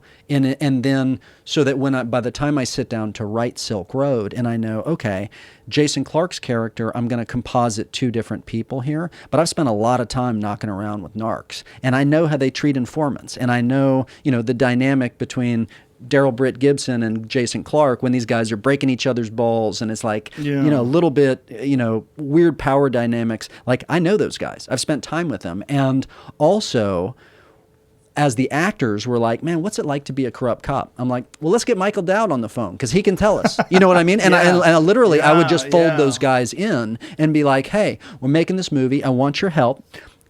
Tell these guys what it, you know, whatever you can gain. And with smart actors, you put them in that position and they'll steal the little materials. Like at the time that I was making Silk Road, it was this crazy experience because I had 3 projects that were going simultaneously. I was doing Night Stalker for Netflix. I was doing The Last Narc about the Kiki Camarena murder in 1985. And I was doing Silk Road at the same time. And I thought, man, like, how am I going to survive this? This is like so complicated. I'm juggling so much, you know, at any given time. And it was what you said, where it was like, okay, I'm locked in right now. Right now, I'm looking at this edit, and I've got 45 minutes, and I know I need to walk out of this room and tell the editor, tweak this, this joke's not working, this needs to be more dramatic, and change the music cue. And I don't have time to do anything else, so I know the trains have to leave the station. And so what I had was, with The Last Narc, I had this amazing character in Hector Boreas, who was this old school Jurassic narc, door kicker, gunfighter dude who was down there in Mexico working the Camarena murder for many years. And then I had Jason Clarke, who was going to be playing a DEA guy. And I was like, you know what I need to do? These two cats need to get a taco together. And so I was like, Jason, I want you to meet this guy. And I was like, I don't need to be there. I don't want to be in the middle of it. You guys go sit down and go get a taco in Riverside or whatever. And what Jason Clarke did was he went, spent the time with Hector, and they like swapped war stories, The Last Narc and, you know, Silk Road as they're prepping. And then when I got on set eventually with Jason Clarke, I looked down and he's got this belt buckle, and it's Hector's belt buckle. And I'm like, that son of a bitch, dude, that's so smart. He stole that from Hector because like that's like a street thing where it's, you know, I'm the rooster, man, you know, and he had that on his buckle. And I thought that's a smart actor, you know. What you're talking about the way you do things, about the way you lock into things, that's discipline. You know, that's hard for people. Have you ever read Stephen Pressfield's The War of Art? No. It's a really good book about that in particular. And it's I used to keep a stack of them, and I used to hand them out to people when I did the podcast, the early days of the podcast. I literally had like 10 of them in the room. I'll pick it up when we're bought a bunch of them because it's a small book. It's easy to read, but it's a lot of it details his own personal journey with dealing with what he calls resistance, and resistance being the urge to fuck off and not do the work, the procrastination, just get distracted. Like Louis C.K. when he writes, his computer doesn't connect to the internet. It can't connect. He has a computer that he writes on that doesn't go online. So the email doesn't come, the text doesn't come. You can't look at porn. You can't look at what's the new cool car that's out. Yep. He just writes. And Stephen Pressfield wrote about resistance being, you know, this thing that you have that keeps you from doing the work, this thing that distracts people, and he has a name for it. He calls it resistance, and he also has a name for the muse, or what he calls the muse. You know, not a name for it. This term, this discussion of this thing as a real entity. That you sit down and you do the work, and you sit down like a professional, like you have a very rigid time that you're going to do this, and you have no distractions. And if you do that, and if you do that enough, the muse will entertain you. The muse will show up, if you are a professional and you really do have the focus and the discipline and you call upon the muse and do your due diligence, the muse Will come and dance with reward you. you. Yeah. And he talks about it like it's a real thing. And it's really interesting because if you treat it like it's a real thing, it does work. Like, I don't think there's really like a ghost out there that's bringing you these ideas. But if you treat it like there's a ghost out there that's bringing you these ideas. Well, there may be. I mean, I remember like in seeing Dylan being interviewed, I think it was by Barbara Walters or something, and she's asking him, like, how do you write this? He's like, I don't write them songs. They just fall down from the sky, And so there's a thing where it's like you are making yourself available to, and that's by showing up and doing the work. Like when you look at any of those Bob Dylan documentaries, man, he's always sitting there behind a typewriter writing songs. However old he is right now, writing some of the most amazing stuff of his career. Yeah. And that's because he's a worker and a grinder. So that when you're doing that, then it can come down, right? Yeah. Something can be transmitted. I think I believe that. I believe that too. I don't know what it is. What's Pressfield's background? Like, He's a writer. He's a screenwriter, author. But what's interesting is he was kind of a failure for a lot of his life. And then around 40, figured it out, got his shit together and wrote some amazing shit. Legend of Bagger Vance, wrote a bunch of different books, books on, what did he write books on? Like, was it the Romans, the Greeks? He wrote a bunch of different shit, but I haven't read any of it. But I know it's well respected and regarded. But that's right. But the War of Art is. I will definitely get hip to that because I'm always interested in, and I do think people have to like fail for a long time. The ones who get somewhere. I mean, you get those like out of the box geniuses who do something at 18 years old or 20, whatever. But most of the people that are getting to work are the people that like just keep showing up. I've got my teeth kicked in 7,000 times, but I just keep showing up because it's like, man, I don't know, like I don't know what else to do. I love it. So like, if you got to kick my teeth out every now and then, I'm still coming back for more. But it's also that there's a way to do this better than how you've done it. It's like everyone who's done anything in life where you've had some success, and some success is the spark, right? It's like that's the thing with stand-up comedy. Have you gotten any laughs? Like if you've never gotten any laughs, maybe you should quit. But if you've gotten some laughs, like every now you say a joke, like bum bum bum, and like. But if Harvina Weinstein, like, and then everybody laughs, like, oh my God, I hit a spark. There's something there, and you realize it, and the audience, but then you fail, then you stumble. Like, well, what was it that you nailed? How do you get back there? And then you figure out how to do it better. You review your failures, and from them, you figure out where you turned wrong and went off the cliff. How do you stay on the road? How do you accelerate? How do you avoid all the cones? Like, how do you do it right? Well, and it is a product of, any measure of success. It's that little whisper of like, man, there's some wind in my sails. So like, and in a weird way, I feel like I haven't even started working yet. Like I'm just now starting to figure out like, hey, like I'm starting to know how to do this, and I'm starting to really like now I want to do something interesting. Yeah. Well, some people, there's a certain point in time where they lose energy, and I don't know what it is, and I suspect that some of it is physical.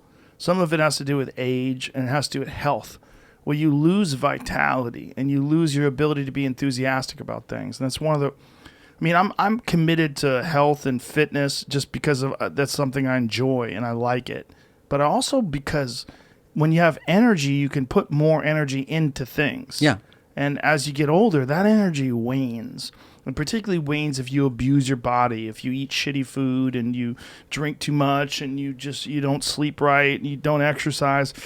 You don't have enough horsepower anymore to really squeeze out those magical moments. And I think it's not a coincidence that a lot of creative people, especially creative people that indulge in alcohol and drugs, they do their best work when they're younger because their body's more resilient and they have more, there's more juice there.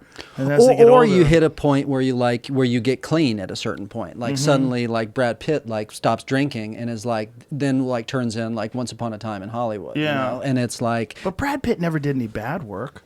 Yeah, he was always great. I could watch that guy like take a piss and it'd be fascinating. He's amazing. He's a hard one to pig that on. No, but I just mean like that's somebody that, yes, the work was amazing early, and like I can't wait to like that forever. That guy's just getting better and more interesting and more amazing. Yeah, for sure. But then you got guys like Bukowski, drink to the grave, and just merrily all the way, baby. Write some of his best shit. Yep. Being just a scumbag, trying to fuck everything that moves. Yeah. Getting his teeth kicked in bar fights, and just going back and writing about it. But something was coming through, like God was coming through, or whatever it is. It's like he was able to capture it. You know what it was coming through with? I think with Bukowski, I've been listening to a lot of him lately. Is authenticity. Mm-hmm. That's who that guy was. Warts and all, flaws, poem after problems. poem, word after word, just super real. Yeah, and raw, and also really lived a terrible life before he became a successful poet. Not a terrible life, but just an unfulfilling, shitty post office. Post office, man. Yeah. And was told by his parents, like, you're never going to amount to shit. You don't have any talent. This is a waste of time. Yeah. It's like Orson Welles said, man, better late than early, you know? Yes. Yeah, better late than early. And then there's guys like that, too, that they let you know, like, hey, there's no real roadmap. Like, everybody's got their own path. Like, this guy's path is not the same path as, Thoreau. They all have their and they're never replicable. I'm always fascinated because it's like, okay, how did you get here? Yeah. And like you learn something, but you're never going to walk that same path. But you do learn something by how people got to where they got. You also are you carry them with you. Like, I don't think I'm an individual. I think I'm an accumulation of all the people that I've ever met and all the experiences that I've ever had. And it's one of the things about this podcast that it's been insanely rewarding for me is that I can talk to so many different people, and I can have these. And like, how many times do you even get a chance to talk to interesting people for hours at a time without being interrupted? It doesn't happen. So for me, it's been this radical education, and sometimes not educational at all. Sometimes just fun. Sure. A lot of them have been just fun, but a lot of them have been like really interesting. So it's been feeding my brain all this information for like. And I have like random shit in my head. Like I'll have a conversation with someone and I'll go, well, that's actually because of this. And then they go, how the fuck do you even know that? And like, well, I had a conversation with this scientist and he explained it all to me and I just remembered that part. Well, and the weird thing is, it's also this, and I never thought about it before like this, but you're also providing this record of humanity, right? Mm. This is like all of us are struggling with, hey, this is my experience of the world. This is my record. This is what I know. And you're having this parade of people come through here and everybody's giving you like, hey man, this is what I got. This is what I learned. This is what I think is funny or whatever it is. And you know, your work has been this document of like what people have to give. Yeah, and there's certain key components that like that will show you that there's certain key things that you kind of have that if you want it, like what do we all want, right? We all want to be happy. We all want to be successful. We all want to be fulfilled. We all want love. How do you get those things? Well, to be happy, first of all, you got to be happy with what you're doing.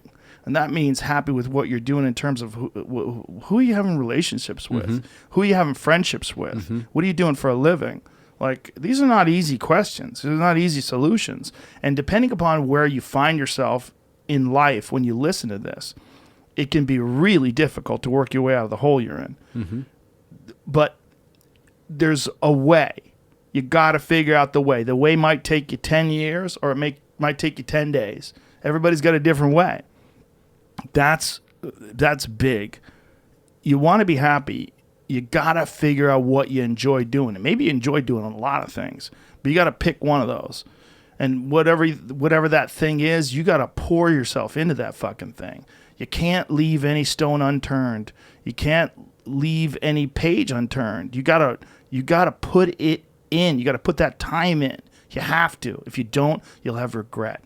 And that's one of the saddest things. You can have mistakes. You could. Everybody's got those. Yeah, you can feel bad about failures. Those are good for you, but you can't have regret for not putting in the work. Because if you have that, then you realize you could have been something. You could have been something. You could have been happy. You could have been successful. You could have been fulfilled. You could have been inspired, but instead you slept in. As you were saying that, it just struck me. It's almost like the ultimate parenting advice, right? It's like sort of what you're telling your kid, which is find something you love, man. Yeah. Like whatever it is, and go all in on that. Yeah. I mean, it's that and find somebody who loves you, who you love. Like those are the two things. Yeah. As a dad, like, you know what I want? Forget all that success. Forget money. Like, I want you to be like with somebody you love and who loves you. And I want you to do something you love and just leave it on the field, man. The best you got. Yeah. And I guess in a lot of ways with children in particular, they learn by example. They learn by good example and bad example. Like a lot of people that I know that are clean, sober, the reason why they're clean and sober is because their parents were alcoholics or drug addicts, and they don't want to have nothing to do with that shit. They see the failures. A lot of people whose parents just were excuse makers and always negative, they don't tolerate that shit at all. They're super positive and they're disciplined and they get after it. And the reason why they do that is because they saw that The other side of it. Yeah, they saw the fucking pitfalls of that kind of thinking and behavior. Yeah. You know, and these things that you learn from people that are doing what they want to do, there's traits that they share in common. And one of the big ones is focus and discipline. I don't think you can get anywhere without it.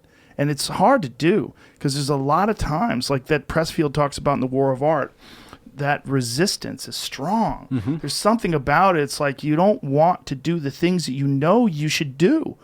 Well, it's boring and it's repetitive. It's, you're sitting there in the batting cage and you're hitting off the tee when you're a major leaguer. But like those are the guys that are the ones that are winning the batting title, that are still hitting off the tee, Yeah, it's with everything, man. It's with running, it's with yoga, it's with writing. You got to force yourself into action. And one of the best ways I found is to write down a list of what you are going to do today. Write it down. And make it in advance. It's best to make it before you go to bed. Like tomorrow, Tuesday morning, I am going to get up and I'm going to do this for an hour, and I'm going to do that for an hour, and then I'm going to do and fucking check that list. Because it puts you on, like, merely the act of committing it and putting it down sets that sets a plumb line for where you're going. You can make so much more progress that way than the people that just try to wing it. You can wing it. You can get a lot of places winging it. I got pretty far in life winging it. I winged it and half-assed it and sort of slopped it out and improvised it for a long time. And then at a certain point, it was like, man, this stuff is so hard. It's so competitive. People would give anything to do this, that if you want to make a contribution, it's got to be tight. Yeah. I started realizing that when things were important, then I was going by a schedule. And I'm like, why don't I go by a schedule all the time? Like when things would be important, like something was big that I was working towards, then I'd be on a schedule. But then I'd realize, why don't I just do that all the time for things? Like, that's how you get ahead. And then when you have relaxation time, you enjoy it because you've earned it. Man, when Saturday rolls around and I can put my feet up and watch fights and just eat Post fucking up and chill. Potato chips and just kick back, I enjoy the shit out of it because I actually earned it. But man, if I haven't earned it, it feels terrible. Watching TV when you're fucking off and you're supposed to be doing other things, you feel like a loser. Well, people want to work, work is a force that gives us meaning. And so your time has been well spent. If you're busting your ass, then that is time well spent. And then it is, and I think one of the challenges for me is I have a hard time spinning down and then chilling out because I'm a grinder. I just wake up and grind. Yeah. But you have to refresh and you have to chill and you got to watch the fights and eat potato chips and chill out, or you can't do good work all the time. My wife has taught me that. My wife has taught me how to go on vacations. I never used to go on vacations because I used to think of going on vacations as I travel for work. I'm not going to travel somewhere and fuck that. But then I realized there's real value in going somewhere and just shutting off, just drinking margaritas and laying on the beach and don't do a fucking thing unless you want to do a thing. Hey, let's throw a frisbee or let's jump in the ocean or let's get on a boat or let's go for a hike. Let's fucking go walk through the woods. But just shut off sometimes. You gotta be bored sometimes too. You can't always just grind. No, because I think like at a certain point with a lot of this work, it's what you were talking about with improvising when the stand-up comics come in. You do a lot of work, or what Hemingway used to say is he would write until he would get to, knowing what the last sentence of the day was, he wouldn't write it. So that then he would wake up in the morning and he would know what the first sentence was. Because then you're setting sail again. He has one of the best quotes ever that my friend Ari has on his laptop. The first draft of everything is shit. It's true, right? It's so good. It's true. It's just letting you know, man. Just get it out, and it's also a momentum builder, right? Just to understand that the first draft is shit. Just get that first draft out, and then start working on it. So I got a question for you. The podcast for you starts as a hobby, sideline. It's not a job. It's something you're doing that's an afterthought, or an also for your TV life, for your stand-up life, or whatever. At what point does it become like, oh, this is the thing? I don't know. It's gradual. It just sort of gradually happens. But even now, it's like, it's just a part of my life. There's a lot of shit I'm looking forward to doing. Like, I know this podcast is basically over. We're 3 hours in. I got a lot of shit to do. Yeah. I'm thinking about it right now. I'm thinking about, I didn't work out today. I'm thinking about what I'm going to do when I work out. I'm not going to work out until 9 o'clock because that's when the kids go to bed. So I've got ideas on that. So I've got writing I got to do. I'm not going to do that until after that. So I'm not going to go to bed till like 1. So I have all these things that I have to get in the sauna tonight. I have a lot of shit to do. But we were locked in for a minute there when the world falls away, and none of that stuff matters, right? No. And that's when you're in it. And the only reason why I'm even thinking about it now is because I know that the time is winding down, and that just, this is the schedule. We've done the work. But when you think about like upcoming projects that you've already got this nice body of work, all these, really well done things that you can say, look, I've got these are here. Like, when you look at a project, do you think of your past work and think that it has to measure up to that? Do you just concentrate on what it is and just pour yourself into it? Do you look at your past body of work? Does it have any impact on what you're planning on doing? I don't want to repeat anything, right? I don't like. There's a point at which I could keep doing the same thing over and over again. And in some ways, Hollywood wants you to do that. Right. Because it's like, okay, we know you're proven. You're in this lane. Just keep doing this and make money. But I don't know what the thing is until it's there. When Snoop calls and it's like, "Hey, I want to do the best work of my life." I don't know what that means, but I know, like, dude, I am there. And so I never would have told you that I wanted to do that. That wasn't on my list. And as soon as I heard it, I'm like, whatever it takes, I'm going to the end of the earth with you, Snoop. So I think it's staying open and letting the world bring you the thing. Staying open, letting the world bring you the thing. And then your world of, making films about bizarre humans, it's a never-ending supply. It's a carnival. Life is a carnival, and the crazies get my number one way or another, and God bless them, because this is what I have to give. This is my record of humanity. So it's the best I can do. Well, you're fulfilled, right? You're doing what you're supposed to be doing. That's all a person could ask for in life. Doing what you're supposed to be doing. That's right. Let's wrap it up with that. Done. Beautiful. Thank you, sir. Excellent, Appreciate you, man. brother. Appreciate you. Thank you very much. Excellent. Goodbye, ladies and gentlemen, non-binary folks.